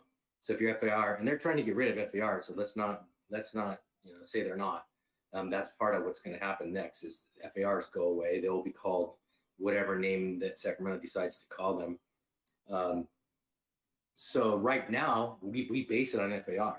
We don't go by units per acre, because if we do that, I will give you an example. On a single family lot right now, if you take in SB 9 requirements, it can build up to 12 units on an 8,000 square foot lot. And that's been argued back and forth, but I'm telling you that is, if you read it, that is, I'm a lawyer and I did a lot of development land use. I can tell you right now, you can build 12 units on the 8,000 square foot lot once you add the 2 units per 2,000 square feet and then the accessory dwelling units, and our code will no longer matter. So I would say saying this is analogous to the ADUs, I don't agree with that, because the ADUs did not stop setback requirements. It didn't make our lot coverage null and void. It didn't basically come in and decimate our entire zoning code. So ADUs were kind of a supplement saying you can add a unit if you have a single family home within the requirements. There are certain general requirements. This is so different than that. I can't say that's analogous. It's a completely different thing. I could take my house and split it into, right now, the way my lot is situated, into 3 lots, build 2 units per lot, and then 1 ADU on that. So I could do 6 on my lot. 6 houses on my lot right now, according to SB9. And we can argue till the cows come home, but that's what's going to happen. The 3-year idea that Mark discussed, that's what BlackRock does. I negotiate with them all the time. That's what I do for a living. I can tell you that means nothing to the SB9.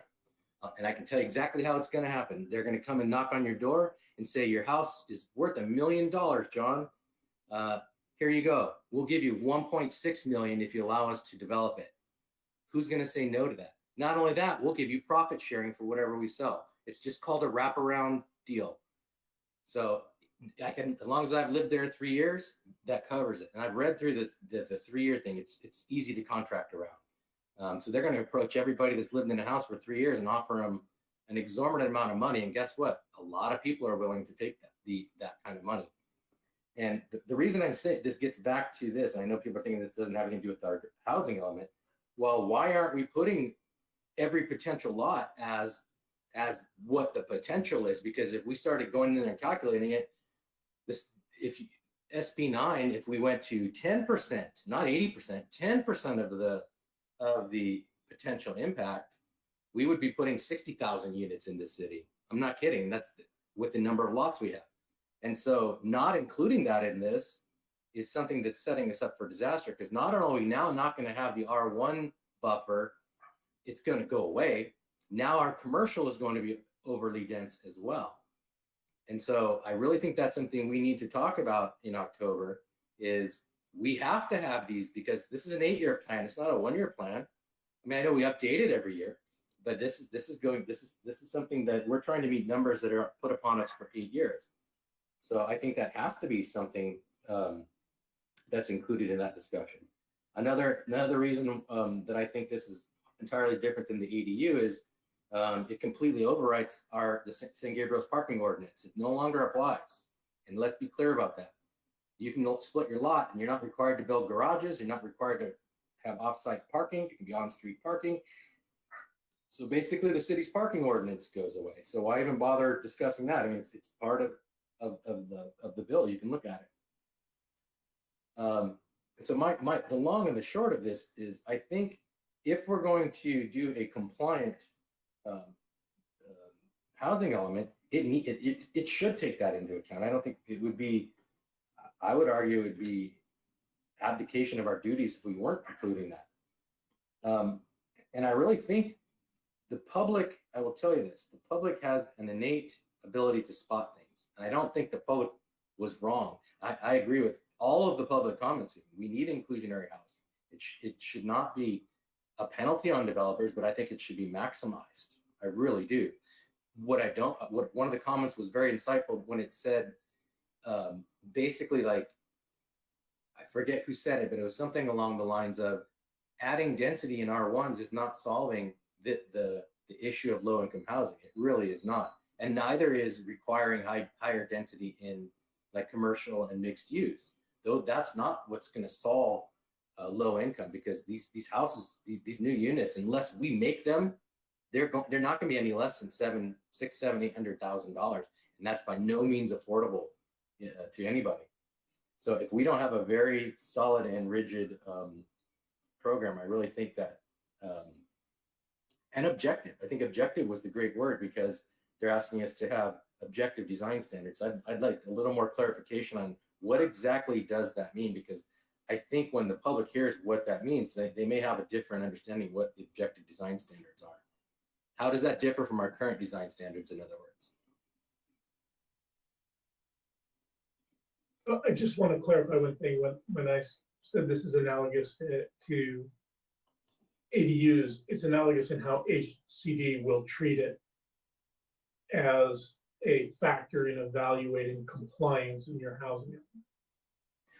Well, yeah, my point is, it's like saying they're analogous, but the impact and the effect of them are not, because the potential, they aren't going to give us credit for the potential impacts of SB9, but we're going to have to live with them. So for example, they aren't going to count every lot as 6 units potentially in R1, even though they are. I mean, at a minimum, they're 4. And at the maximum, they're 12, depending on the lot size. And we're not going to get any credit for any of that. Councilman Harrington, to your question about objective design standards, and I would agree with Mr. Bergman about his analogy. I mean, my comments were not to say that ADUs are as impactful as SB 9. I don't believe that to be true. But as far as what we can count and what we can't count, that's where I was going with that analogy. But as far as objective design standards go, it's something that has to be, for lack of a better term, measurable by a developer. They have to be able to design a project based on what we have in our zoning code, and it has to be approved if they can meet those standards. So what I've seen in the past for subjective design standards are things that it has to, look nice and be high quality, and has to be of a certain style or architectural characteristic. But if you have requirements for things like the kinds of window openings and sizes you have to have for development planes in order to break up those planes, to have differing heights in a project to make it interesting to look at. You have different setbacks throughout the project to make it look like, interesting buildings, and you can point to those as objective standards that somebody would have to meet in order to have a high quality development. Those are the kind of standards that you can have, so that we don't get big square buildings that start at the curb, go straight up 5 stories, and take up the maximum allowable square footage or FAR on a project or on a lot. And I'll tell you that in the past, I think we've learned, and I'm not a planner by trade, so I'll leave it to the planners to talk further about this. But FARs are really a bad way of prescripting the maximum development, because you can have a project that has one FAR or one density that is very well designed, that is a lot better project than something that is a lower density, lower FAR, and is poorly designed, and it has a worse impact on the neighborhood. So I do think those objective design standards go a lot further in keeping the character and quality of a community and of a development in particular. And so to your point, it's going to be very incumbent upon us to make sure that when we develop those standards for SB 9, that we come up with those development standards that are objective, and that we can point to as a minimum standard for somebody to come in and subdivide a lot and build a unit on our single family zones. And I would say that the same goes true for our multifamily and commercial zones as well. Okay, so there's a couple things to unpack there. Do you think a planned development overlay is objective? Because I see that could easily come under attack as being not objective, and then the developer can say, oh, they're not objective because it quote unquote allows for more flexibility, quote unquote. I'll tell you, one of the things that will help make that more objective is having an inclusionary housing ordinance, because right now all of our affordable housing exactions, for lack of a better term, have all been negotiations between us and the developer. So it has been something that they give as a community benefit in return for the development agreement and the planned development. But the planned development itself is not the design standard. The design standard would be the units and how they're constructed or designed based on the allowable zoning or densities that are allowed under that planned development. So the planned development and the development agreement are designed to give the city a little bit of the carrot and stick in order to require the kind of development we're looking for. But those projects have an underlying development standard and zoning that if a developer buys that project, they can build projects without having to go through our planned development or our development agreement process. They are just voluntarily trying to go through that process without any guarantee that they're going to get something in the end. Well, so far we haven't rejected any, so I'd say there's a tacit guarantee. And the last one got basically double density, almost 1.94 and a 1 FAR. It should have been limited to 1.35, and then everything above that would have been a very robust negotiation. I think we got the short end of that one, honestly. That's why I voted no. And when you say the worst impact, a worst impact for FARs, to me, FAR is the ultimate impact because the number of people is the environmental impact that you place in a certain bound space, regardless of how it looks. If you're putting 800 people in 5 acres as opposed to 450 people, that is an impact. That's an impact on electricity. That's an impact on water. That's an impact on traffic. That's an impact on gas. That's an impact on pretty much everything. So if there were no people, there'd be no impact. So I'd argue that the people is the beginning and the end of impact. So increased FAR by definition is increased impact. So I would differ on that one. These SB 9 will change our setback requirements. It will change a lot of our objective design standards. Those, let's make no mistake, those will be. There's a 4-foot setback requirement. That's different than, and you can't change that. That's different than San Gabriel has. There's no parking requirement. You can't require the parking. That's different than our design standard. So that's kind of my point here is we really need to take all of these things into account when we are looking at this. We've had a sea change of requirements, and we're just saying, well, it hasn't had the impact yet. Well, it's written. I can read it. I can do a pretty good. If you want, I can give you bullet points of what it's doing.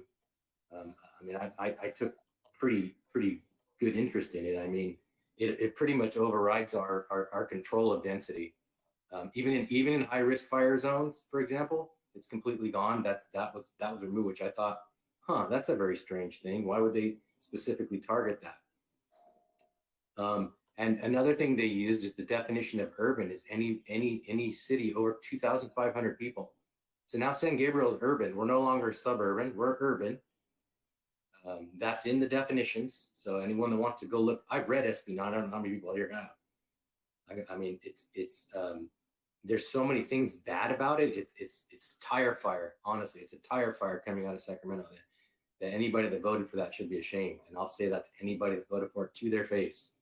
Any of our representatives, and I've said it to them. It really took our zoning power away. We really have to know that, and it's not going to help any disadvantaged community. I can guarantee you, it's not going to.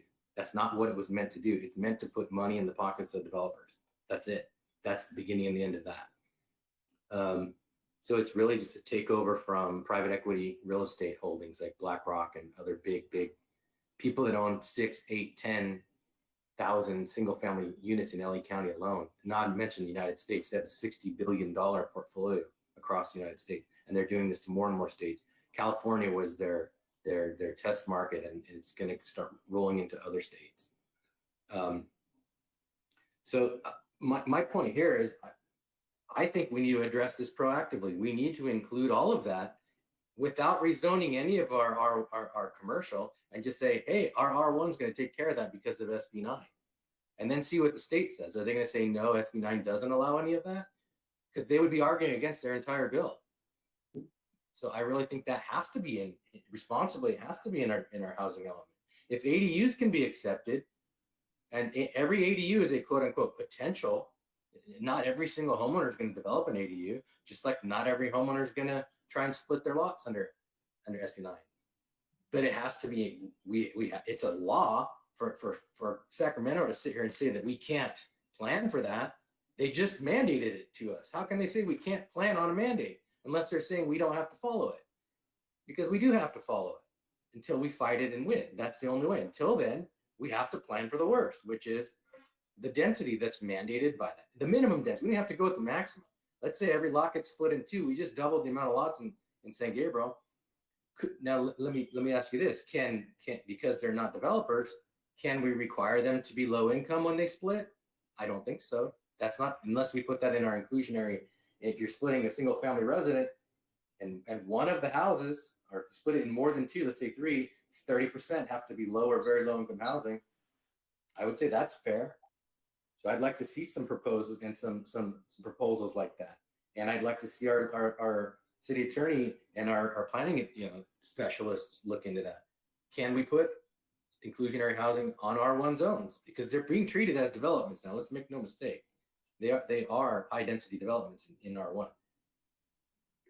And I can tell you, I have about 10 more pages of comments, but I think you know where I'm going with this. I'll see you later on October 15th in more detail. But I would say listen to the people, regardless of what our mandate is. The council's job is to represent our residents. It's not to represent SCAG. It's not to represent LA County. It's not to help other cities meet their requirements. It's not to help the state. Our job is to help our people. Thank you. Thank you, Councilmember Hampton. Any other city council member or commissioners? Anyone? Mayor. Okay, I see Councilmember Pu, go ahead. Yep, still here. Thank you, Mayor. And I'd also like to commend the staff and the consultant on the draft housing element here. It really does have a lot of really good information. I mean, everything from demographic and economic information about our community to really kind of a sort of a one-stop shop for design standards at different parts of the city. So I really actually encourage everybody who's listening to go and read it. It's a little bit long and dense, but you're going to learn a lot, because I learned a lot. And so I first want to put that out there. Then I did also want to address some of the public comments, because I do think there's some fear and some anger and some misinformation. Not all of the fear and anger is necessarily unjustified. I think that again, this housing element, we cannot sort of plan, or we cannot count theoretical SB9, related units as part of what would satisfy our RENA, our housing allocation, because there's no track record, as David Bergman has said. But any units that are created pursuant to SB9 will count towards those allocations ultimately. But our job right now is not to actually build it. It's just to plan for it, to allow for the number of units and show that we are allowing for those numbers of units. And every single member of this council opposed SB9 and SB10.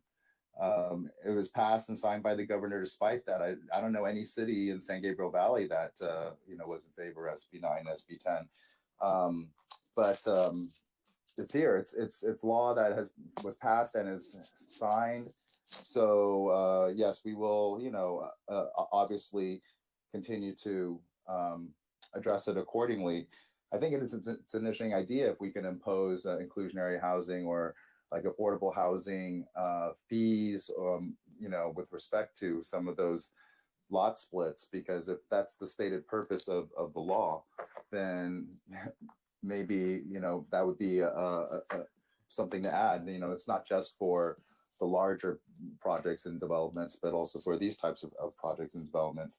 And as far as misinformation, I mean, we obviously, for every project, the city, the staff, our consultants, the council, the planning commission, we always consider the impact on traffic, the impact on police and fire, the impact on water and sewer, the impact on open space, those things, and the impact on affordable housing. We wouldn't have any amount of, because we don't have redevelopment anymore, we wouldn't have any amount of resources or money to be able to apply towards affordable housing if we did not have the affordable housing fees that we have been imposing upon some of these larger projects. So I think that this is not about the council eradicating the R1 neighborhoods. This is about the fact that, yes, state law was passed and we will have to deal with it.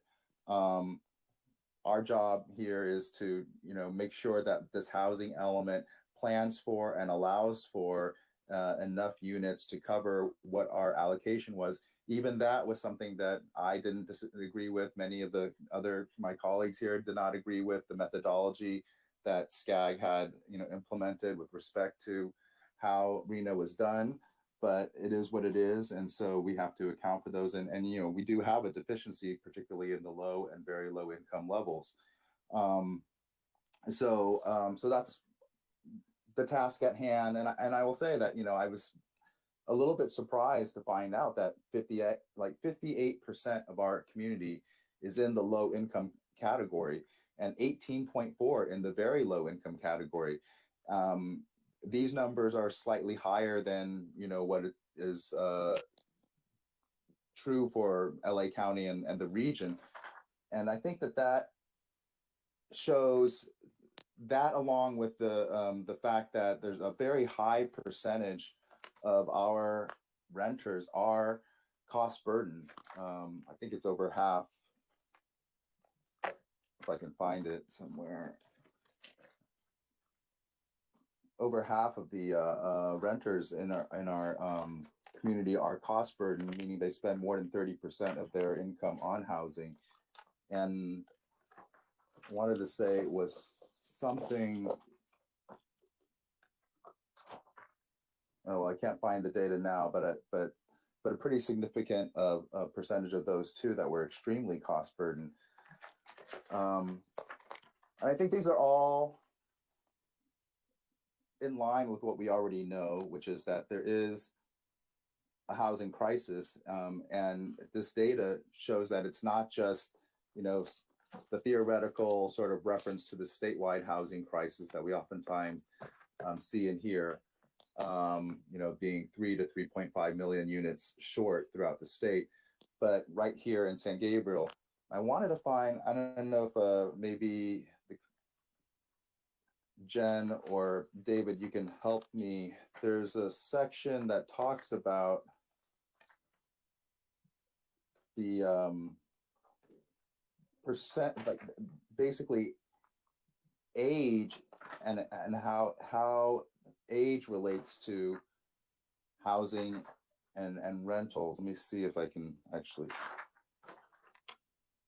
Oh, here's this data that, yeah, 57.4% of our renters are cost burdened, and 31.9% are severely cost burdened. And I wanted to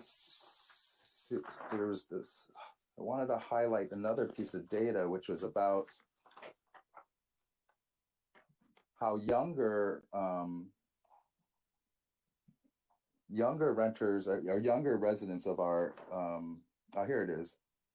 So in San Gabriel, the age group where renters outnumber owners the most is 25 to 34 by 67.2%. That means there's the largest gap. I mean, there's no surprise there. Our younger, you know, residents are by far have nowhere near the same level of ownership as older age categories. The age group which owners most outnumber renters is I think this says 85 plus by 38.4%. So one question I actually had in this is that how does this compare to LA County and to SCAG in terms of the ownership gap by age as a means of analyzing the data? We don't have that at our fingertips, but we'd be happy to add it into the needs assessment for comparison. Okay, thanks. I you know, I think that just it highlights what we already know and have already heard, that home ownership is less and less affordable, and particularly for our younger residents, and that this is part of the housing crisis that we face. And again, this is where this isn't even data for the state or for the county. This is data for the city of San Gabriel. And for those reasons, I'll just kind of try to cut to the rest of the comments that I had with respect to the overall plan. I definitely super agree with my colleagues about the inclusionary housing ordinance. I think that that's something that the majority of this council has pushed for and supported even pre-pandemic. And obviously having to deal with all of the, you know, things and the extra work and programs that we have initiated during COVID has prevented us from being able to bring that inclusionary housing ordinance to the fore. But certainly, I think that that's something that we do need to have. You know, as has been mentioned by Mark, my colleagues here, we have been doing it on an ad hoc basis, on a project by project basis, through the plan development overlays and through the development agreements. But it would be good to, basically set and publish one set of requirements that can then be consistently applied across projects. And if it could be, even applied to R1, then maybe that's not a bad idea. And, for inclusionary housing, I guess, in those cases, it might mean that one of those units, if it's, for example, I've heard the scenario where you can do a lot split, and then on each lot you could put a duplex and an ADU and a junior ADU. So that would make 4 units per lot. That's 8 units where there used to be 1. Perhaps, at least 1 or 2 of those would be set aside for lower or very low levels, or whoever is doing it might have to pay, pay an in lieu fee that would then contribute to the city's ability to be able to produce housing at those income levels. So that's one. Secondly, I think it's high time we re-examine the Mission District specific plan. And part of the reason why I say that is we've adopted this plan, I think, in 2004, and almost nothing has changed there since then. I think one of the impediments to development there is the fact that the FAR is very low. The maximum FAR is only 1.0. And I think that having more flexibility would allow for. I'm not saying that we would in any way change the architectural design standards. I think that those need to be maintained, obviously, for that historic district. But if we want to actually, make it the more of a lively downtown area that so many people want, that then there needs to be something done. In addition to some of the economic, development initiatives that I think AECOM helped us develop, again, pre-pandemic, but all of those things need to be implemented in order for there to be, more significant movement in the Mission District. And my question to staff with respect to that is, would an EIR be required in order to amend the Mission District specific plan? So the level of environmental analysis would depend on essentially the amendments that are going to be proposed. So it's difficult to say whether an EIR would be triggered or an M&D until those thresholds are defined. But I mean, increasing density and FAR and things like that, it would appear that right, those would require an EIR. It would trigger the analysis of all the environmental factors, including traffic and impacts to water usage and safety. So again, that would depend on the thresholds that are defined. Mm-hmm. And the passage of time. Based on what you said, that plan was adopted, 14, 15 years ago? Longer? 17 years ago. Right. So how can you, I'm sorry, for members of the public, this is Martin Kozinowitz. And can you tell me how does the passage of time then affect this analysis? Well, the passage of time dictates a change in circumstances, increased traffic, increased density. Some of the analysis with regard to how you measure traffic have changed since that time. So all of those factors would have to be considered. The emission requirements have changed. So there's a lot of things to be looked at. And again, depending, as Samantha identified, depending on the extent of the changes. But more than likely, the factors that we were listing would dictate a serious look at a reevaluation. All right, because for members of the public, I think the Mission District specific plan and the Valley Boulevard specific plan are very different planning documents, especially as it relates to zoning. zoning is a little bit more traditional in the Mission District specific plan, and that it lays out certain areas that, you know, are supposed to be all of this type or all of that type. Whereas the Valley Boulevard specific plan, and I think why it has been relatively successful, is that each lot is sort of specifically zoned. I mean, there are 5 or 6 different categories, but you know, you can have mixed use transit-oriented development, mixed use commercial corridor, mixed use residential, mixed use this or that. And I do think that sort of deeper analysis as on a lot by lot basis in the Mission District would be helpful in terms of being able to both target our efforts, but also to specifically incentivize certain owners in terms of what they could do. So that's just one thing about the Mission District specific plan. And I think it's a large undertaking, especially if an EIR would be required, but it feels to me like, you know, it's an area of the city that, you know, a lot of people would like to see more lively, and yet it, you know, has sat there sort of a little bit underutilized for quite a long time. Another sort of more general comments that I would make is that I would support actually reducing the open space requirements in the R2 and R3 zones, or at least allowing for a concept of shared open space. Because looking at those requirements, it makes it almost impossible to develop anything in the R2, not the R3 zone, but in the R2 zone, to, you know, have greater density or provide more housing units, because the amount of open space that's required, you know, generally takes up quite a, you know, most of the lots. And so part of this idea is to increase the housing capacity and still try to preserve our R1 neighborhoods. I would look at how can we facilitate or incentivize this kind of development in our R2 and R3 neighborhoods.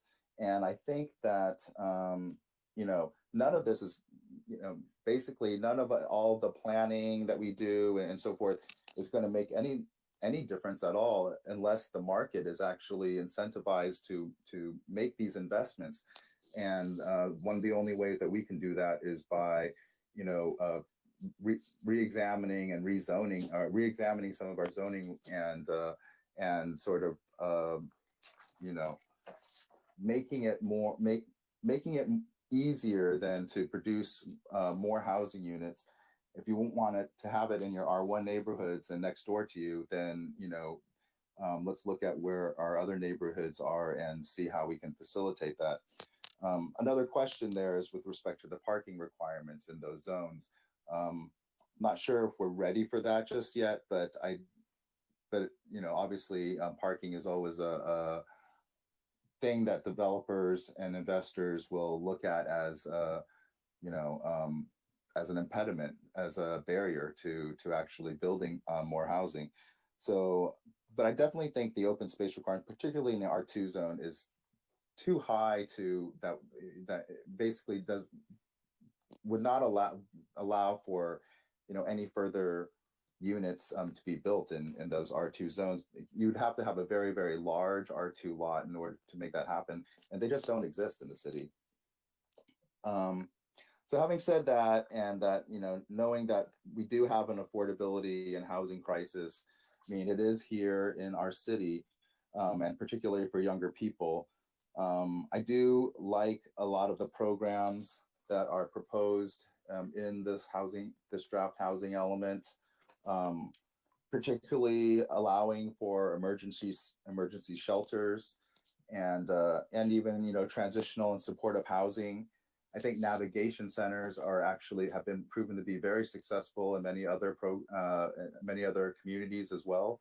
And so finding places where we can allow for any of those types of projects, I think would be useful, especially for the extremely low and very low income levels.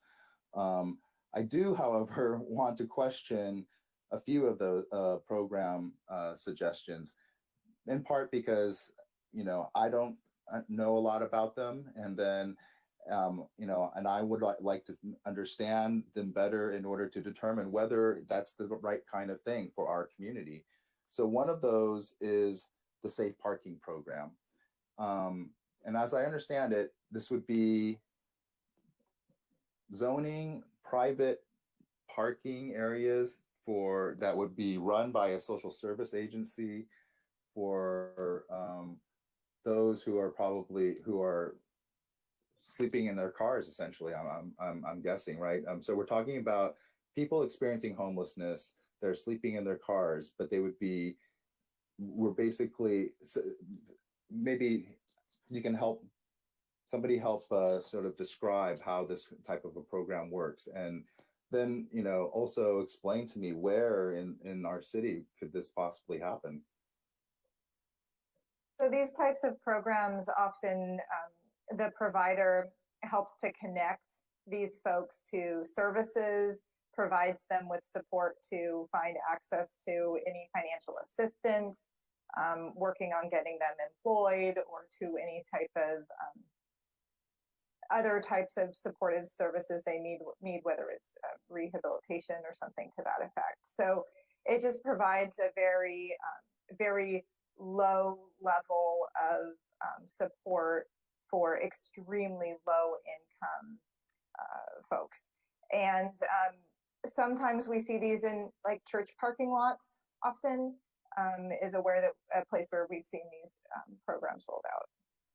So it's about the city's program would be to identify zones that would allow for a safe parking program in the event that a service provider wanted to operate one in that zone. Do you have any data or information as to what kinds of demographics apply to this category? Because so if these are folks who are experiencing homelessness, maybe living in their automobiles or vehicles, do we have any information as to what percentage of them are families, what percentage of them are single individuals? I'm trying to get a sense of what kind of community that these types of projects would serve. I think that would be information that you would maybe be achieved through like your homeless point in time count. But yeah, I mean, it can serve, I mean, anybody who's homeless living in their car. It can be single moms, it can be individuals, it can be veterans, it could be anyone. In terms of the homeless population in San Gabriel, I think the data we just have is the point in time data for total number and whether they're housed or in some type of shelter or not. Right, but as I recall, our own point in time count, I don't think included anybody who was unhoused but had a vehicle. They're typically unhoused and on the street, or you know, in a vacant building. Some had set up an entire bedroom in empty parking lots, things like that. But so anyways, it feels to me like,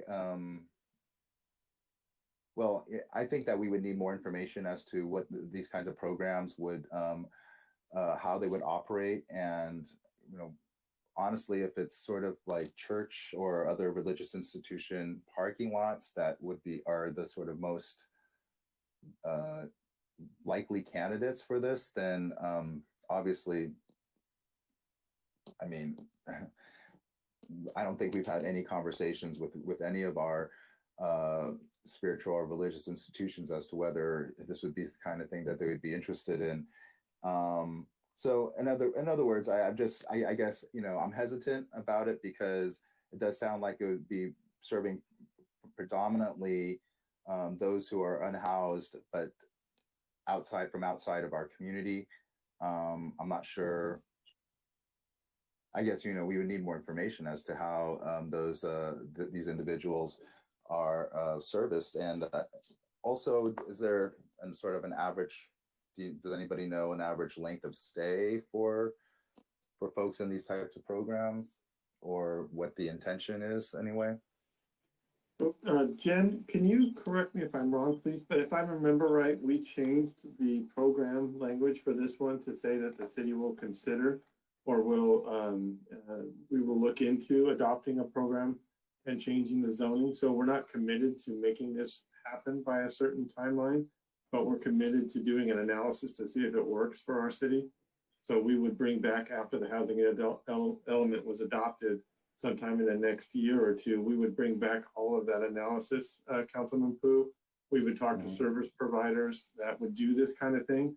And then we would have that discussion as to whether we can find a zone that would allow that in the city. And if not, when we do our update on the housing element, we would respond to HCD that we could not find areas that would work in the city, or this was not a program that was appropriate for the city for X, Y, and Z reason. Sorry, Councilman Pu, I just want to answer your question. So we did have homeless live in the cars and park on Gladys Street just behind the nursery for over 10 years at time, 10 years. So, you know, at least 3 cars, you know, always stay there and killing all kinds of junks and cash.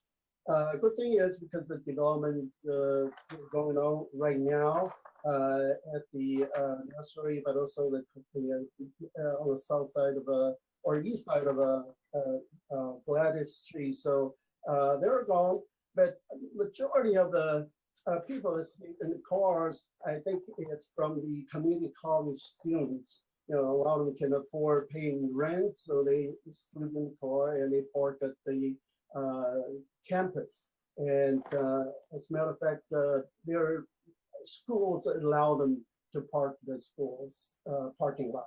So just my understanding to this situation. I would like to also add something, Councilmember Pu. Yeah, please. I'm glad we're having a discussion. Yeah. Just from my school board days, but also because currently there is a homeless advisory board that's being led by the school district, and there are families that have not been counted in the past or are able to circumvent that point in time, so they're not counted. But the schools have that connection, and so they're always a great resource. And through that advisory board, which I believe we have a representative from the city, they're better able to identify, you know, what the needs are. I don't know if the schools have decided to maybe designate a safe parking area, but I think there's still a lot of work that needs to be done. But the schools are a great place to connect and get a better understanding. Yeah, I think those are all really good comments. I mean, you know, with respect to any of those, you know, people experiencing homelessness who are sleeping in their cars behind the old nursery site. I mean, obviously, you know, they basically got displaced. You know, their needs weren't, you know, addressed, and they didn't get any services to try to help them move into permanent, stable housing. You know, they probably just drove away and had to leave.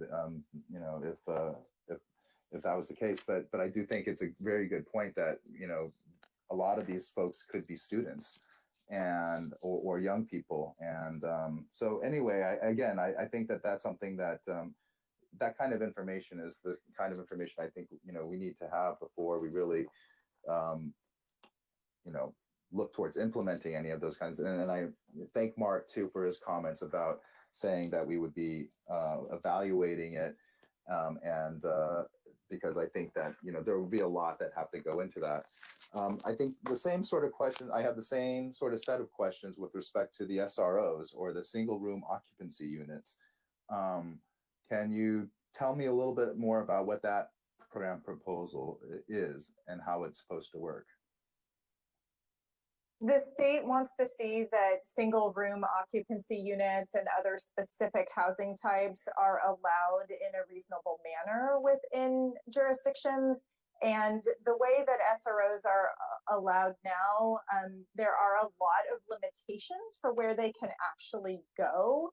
So the program is designed to be able to answer that question for HCD about whether the city allows for SROs on, provides enough available land for SROs to reasonably allowed. It's not, for instance, only allowed on a few properties that are fully developed with successfully operating, say, industrial uses that won't ever be developed.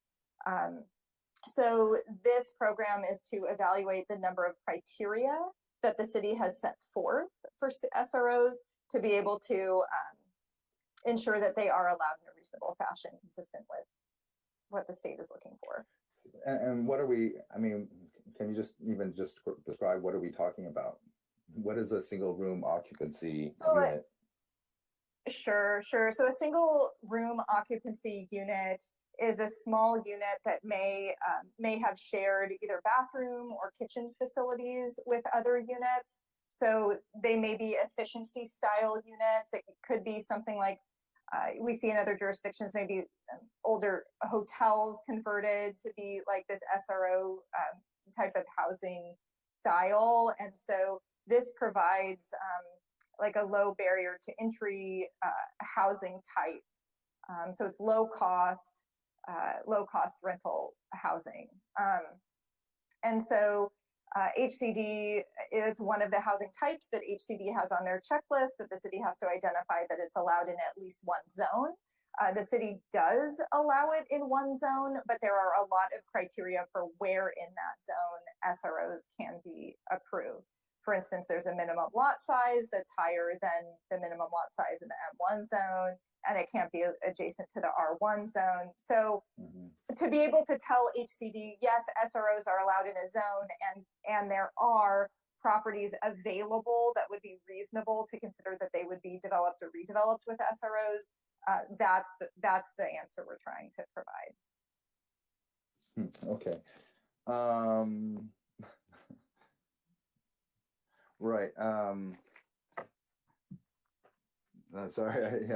I think Mark and I are both chuckling or laughing a little bit, but because it's hard to imagine that particular lots would be redeveloped with SROs, but I could see certainly like conversion of existing property into SRO type of units as potentially viable.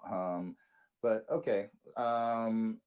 And the last thing I wanted to ask about is the enhanced density bonus ordinance, because I feel like I'm fully on board with the density bonus ordinance, but this enhanced density bonus ordinance, I think would apply where, what is it?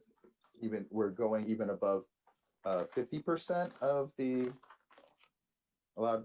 Please educate me as to how that would work. Sure. So state law was amended just last year to increase the density bonus provisions, which used to allow up to a 35% density bonus. Now, state law allows for up to a 50% density bonus. So the city's ordinances, as all other cities, would need to be amended just to comply with that. And then this program identifies that the city would evaluate increasing density provisions even above that 50%.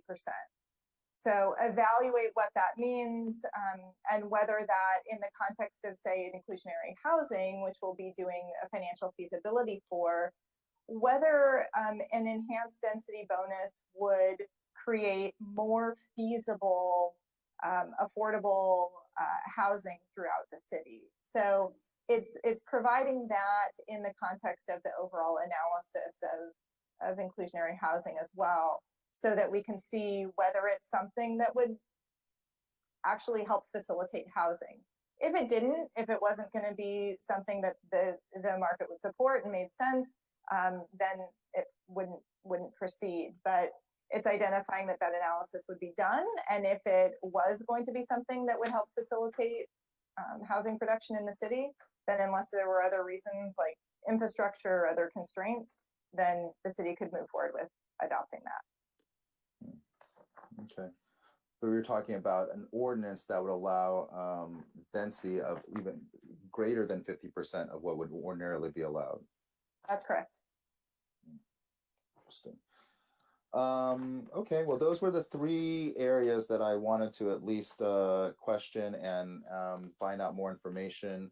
The rest of it, I feel like is very well written, as I said before, and I think that you know, there are other things that we could do that sort of suggested within the document, like, you know, the open space requirements in the R2 zone and just particularly R3 zones.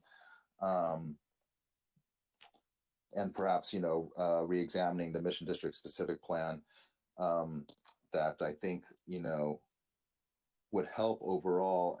And, you know, not just from a planning perspective, but I think in actually getting housing, you know, done. You know, I understand people don't like density, and of course, you know, none of us likes traffic. Yes, there are water shortage concerns. Yes, there are crime and public safety or police and fire types of concerns. I personally don't, you know, I don't think that necessarily having more people necessarily brings more crime, as some may have suggested. But you know, those are the concerns that are out there.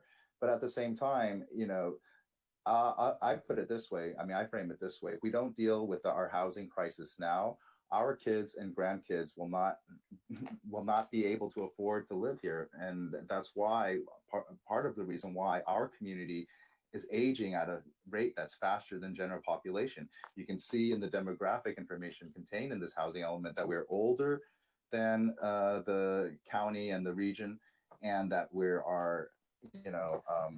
less affordable than the county and our region. So that's why I think we're making these, you know, changes and have to make these plans in our housing element to make sure that we not only have the diversity of income levels, but we can increase the diversity of ages within our community, and not just keep getting older and older.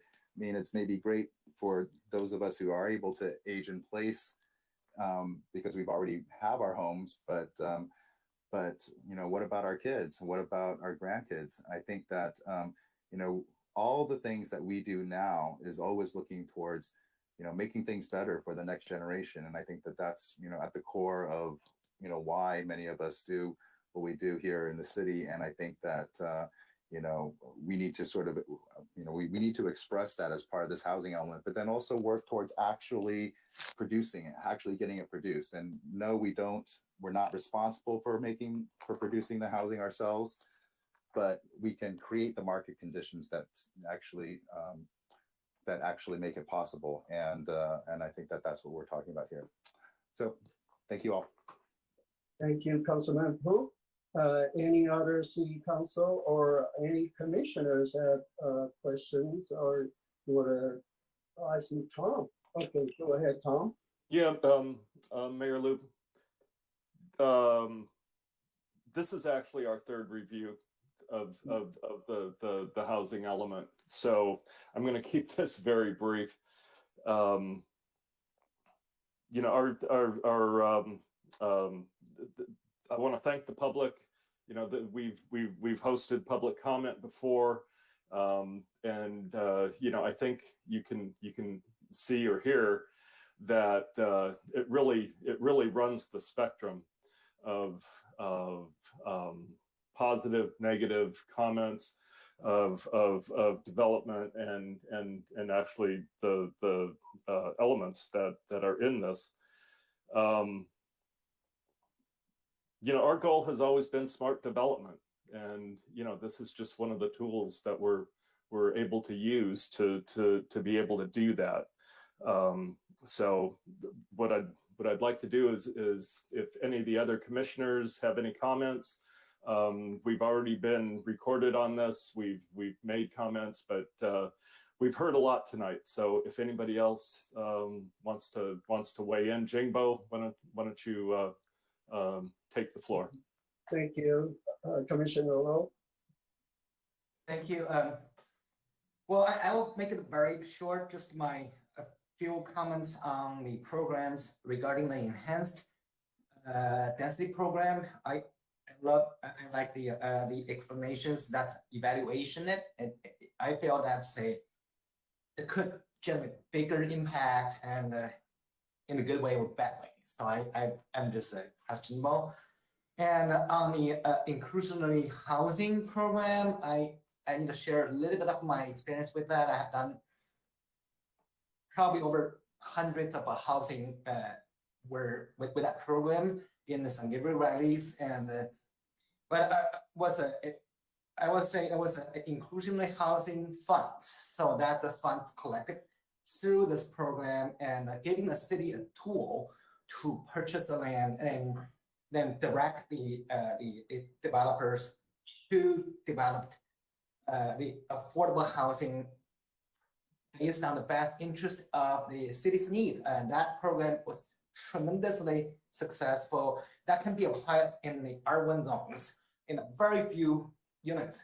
And just to give the city tool to give a guidelines for the development on a smaller lot as well. You don't have to increase the densities, but use that fund to provide affordable housing. That was I feel that was a really, really a encouraging, and especially for the smaller suburban town, you don't have to go through the big density increase.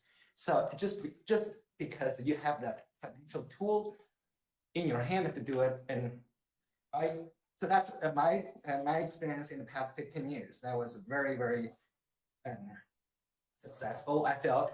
And regarding the standardized maximum heights, I will say, if you have a 75-foot buildings next to a very important buildings, that could be a much negative impact than in a much commercial and corridors or in certain areas.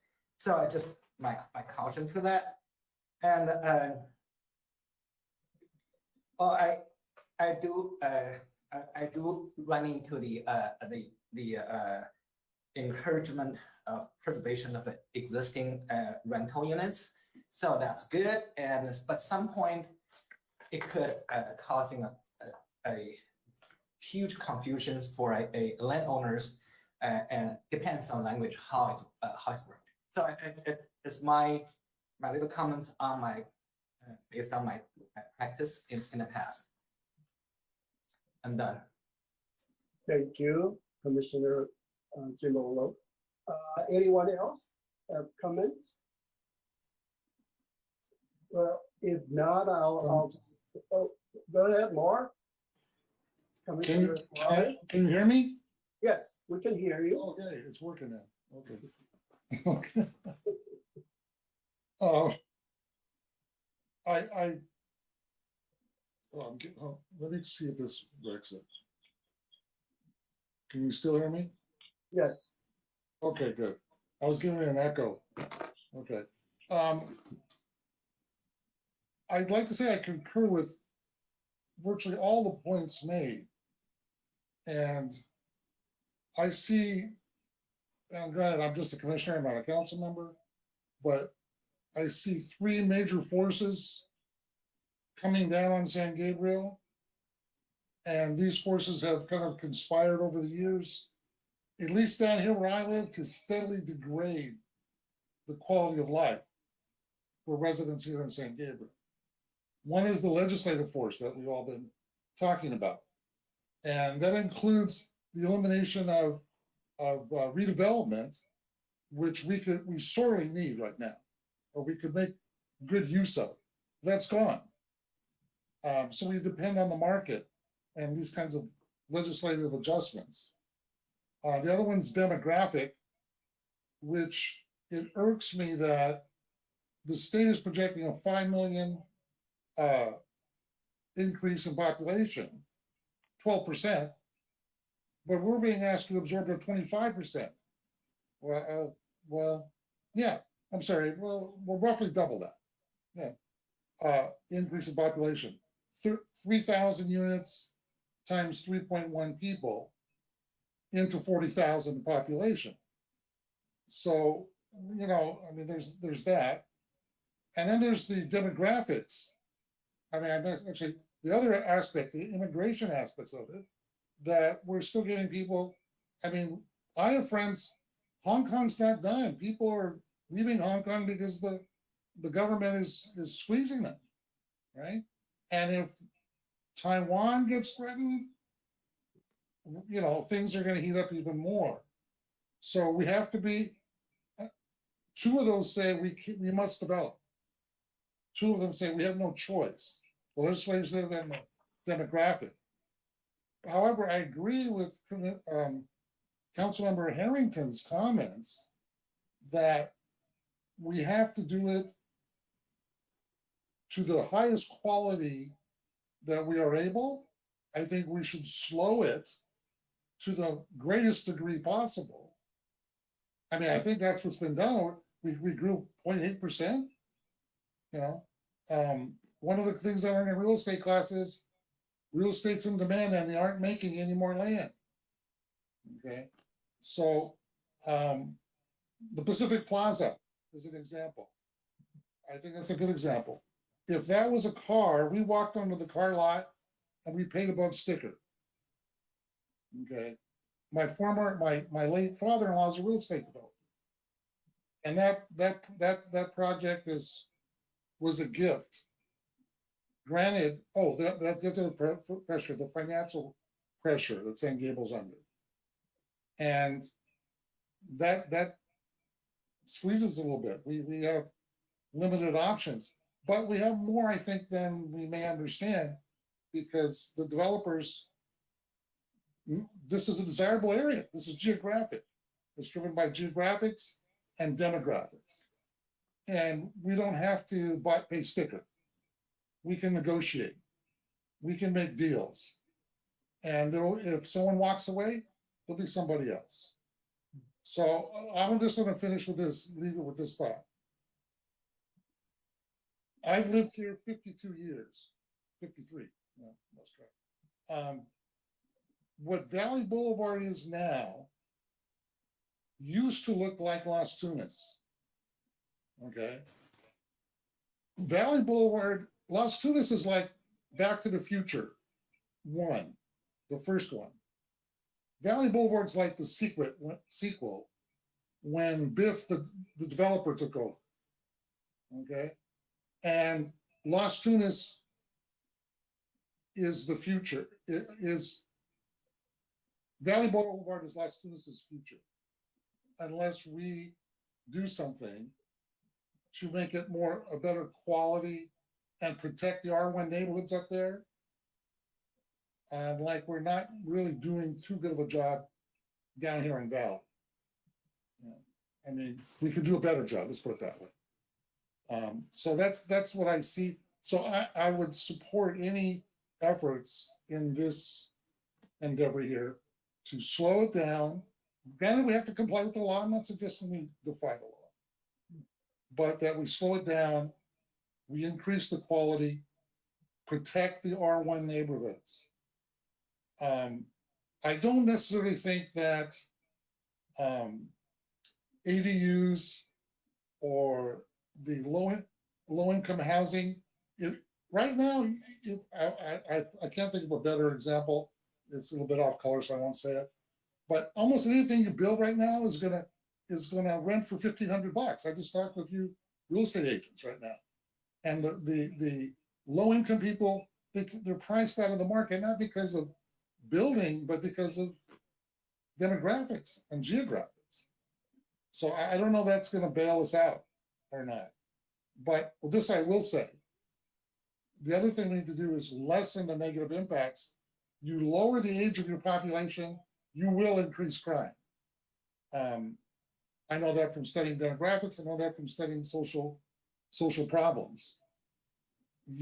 Crime is a young person's phenomenon. Okay, young males mostly.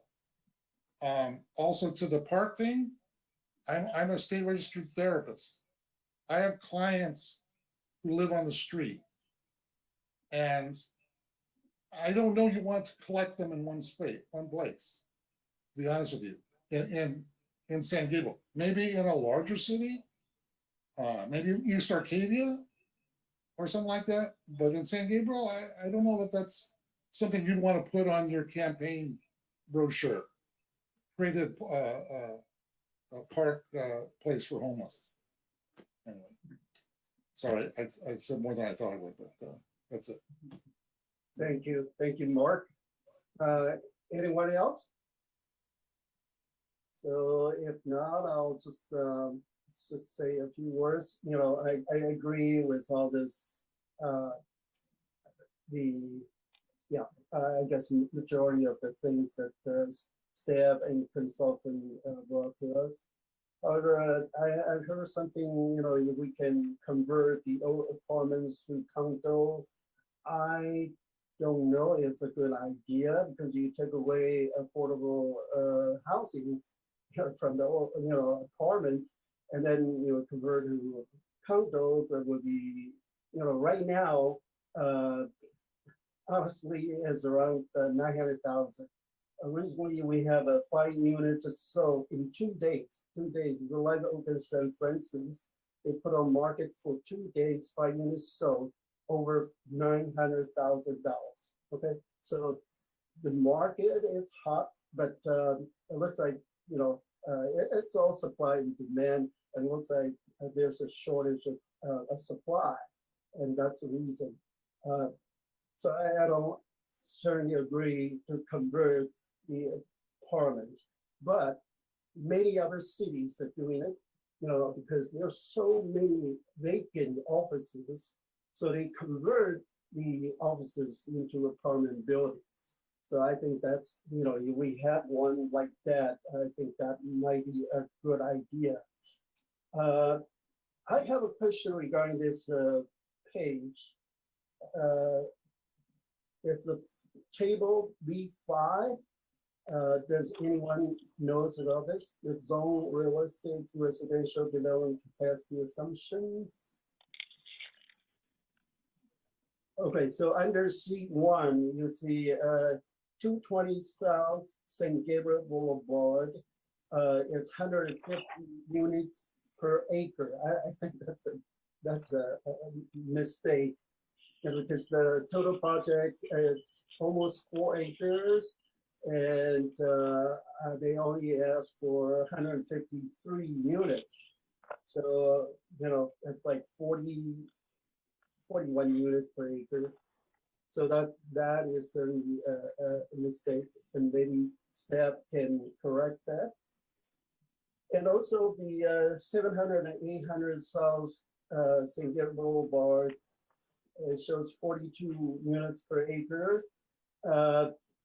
We just passed that development project.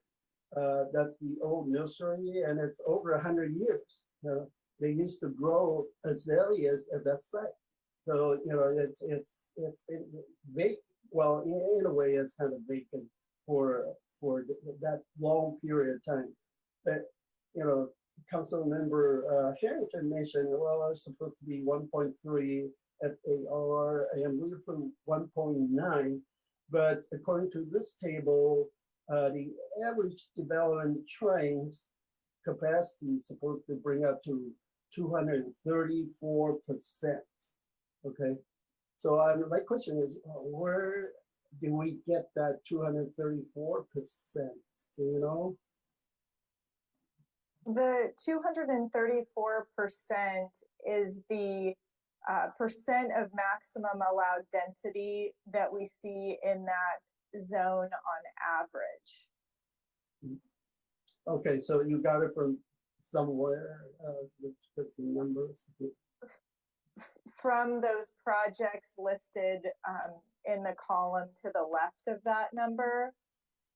But we'll check with staff on those 2 projects you mentioned and make sure we have the right units per acre. So that's not identifying total units, it's the density based on the acreage of the site. So, but we'll double check with staff and make sure we've got that. Okay, yeah, that couldn't be 150 units per acre. I don't think we allowed that.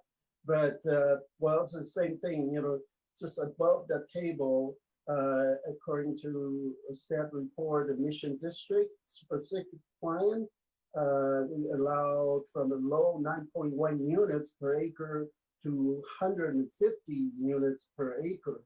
And that's for Mission District. So I don't know. 150 units,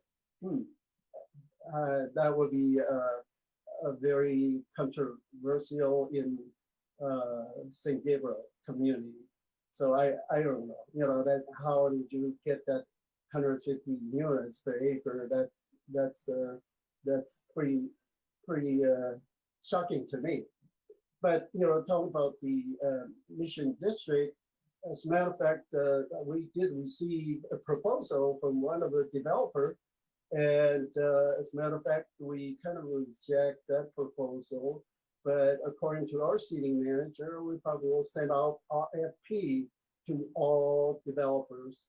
So my question to Mark is, before we send out RFP for Mission District, do you think we should follow Councilmember Poo's idea and have a thorough study for each site, or no? Mayor Lau, that's a great question. And when we talked about sending out that RFP, one of the things we talked about was that we own that site and we control that site. So we have a unique ability to put in that RFP what we want to see on that site. So we talked about having a little bit of a design charrette to do that RFP, to talk about what the city wants to do. And we've talked about this in the past in public when we did our discussion about the mission economic study. So I'm speaking about the discussion we had in that project. But we can do that on a project specific basis and send out that RFP, or as Councilman Poo mentioned, we can look at the Mission District holistically and look at whether we need to update that whole plan. And then once we get that whole plan done, then send out an RFP for our site based on what that Mission District says. So we can do it either way.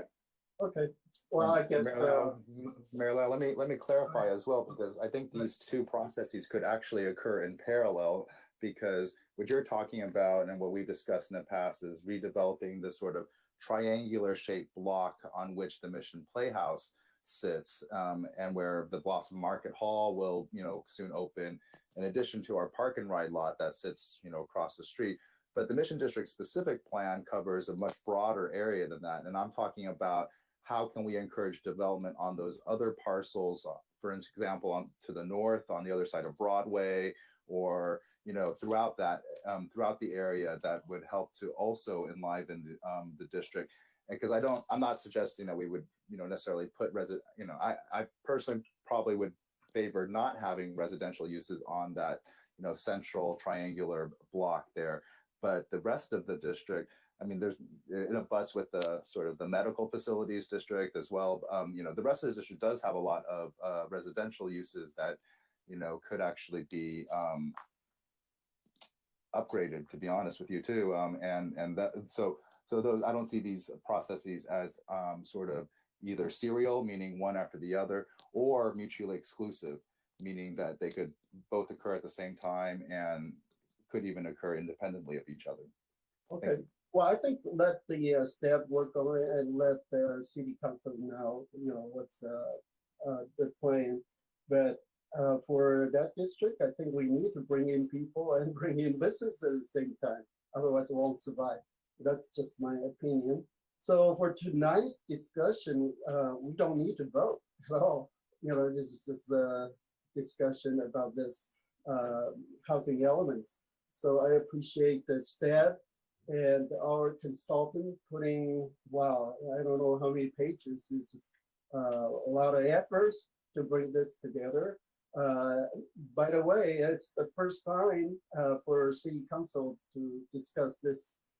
So hopefully it comes to the vote and we'll finalize it. So again, I appreciate everyone's patience. Mayor? Yes. Mayor? Oh. Okay. Tony. Vice Mayor, go ahead. Okay, I'm very simple. I know that today's talking about house elements. Just want follow the state amended law, right? So I also thanks the staff and consultant company have given to us very detailed analysis, and thanks all the council member and the planning commissioner have given me the input. So for me, it's like first time to have this kind of project to review. So I learning a lot, but like the public comments say, so, you know, right now state is control our local authority. So I know if we house element, how can we have any like proper way to do that to reflect our community voice? Say, okay, because we need the local control and yeah, you have the state can have some bigger plan, but should not take over our local control, right? So respect our community, because I know that Sacramento, maybe they not really know our specify, especially for our beautiful city, San Gabriel, what they are, our community really wanted to do that. So if with the house element, I don't know that we can put out this kind of the information to reflect to the called HCD, or yeah. So I just that's my opinion. So yeah, hopefully I can after I absorb tonight the information, maybe I can have the more question to asking. Hopefully we have for the especially regarding SB 9, SB 10. So I think our city also joined against this kind of bill too, right? So reflect our resident concern, right? So yeah. Vice Mayor, I just want to verify that we just sent out the opposition letter maybe 3 months ago regarding SB 9, SB 10. Yeah. And a couple of weeks ago, we did send it to Governor to veto that bill or both bills. Mm-hmm. But regardless, I think they heard our voices, but this is long time coming. Because the state's short of 3 to 5 million housing units. But how to achieve that? They have to do something for local city zoning. So that's why they came up with this SB 9 and SB 10. Before it was SB 4 by State Senator McGuire, and that already specified R1 zone is allowed for 4 units. And this was 4 years ago, and then combined with SB 50. But however, these were rejected. But then, yeah, these 2 bills, SB 9 and SB 10, and also SB 8, was signed by governor and was passed in the state legislature. So how to change that law? I think there's proper way, lawsuit maybe, but I think through voters, from the whole state, the referendum. But again, the way I see it, there are more renters in California than homeowners. So the chance to reverse that, I don't know. And so according to city, is there city attorney here? How we can show our opinion or no? I guess not during this. This is just a study section. Mayor, so, yes. Mayor, on October 19th, we are going to have a deeper dive on SB 9. Sure. And, okay.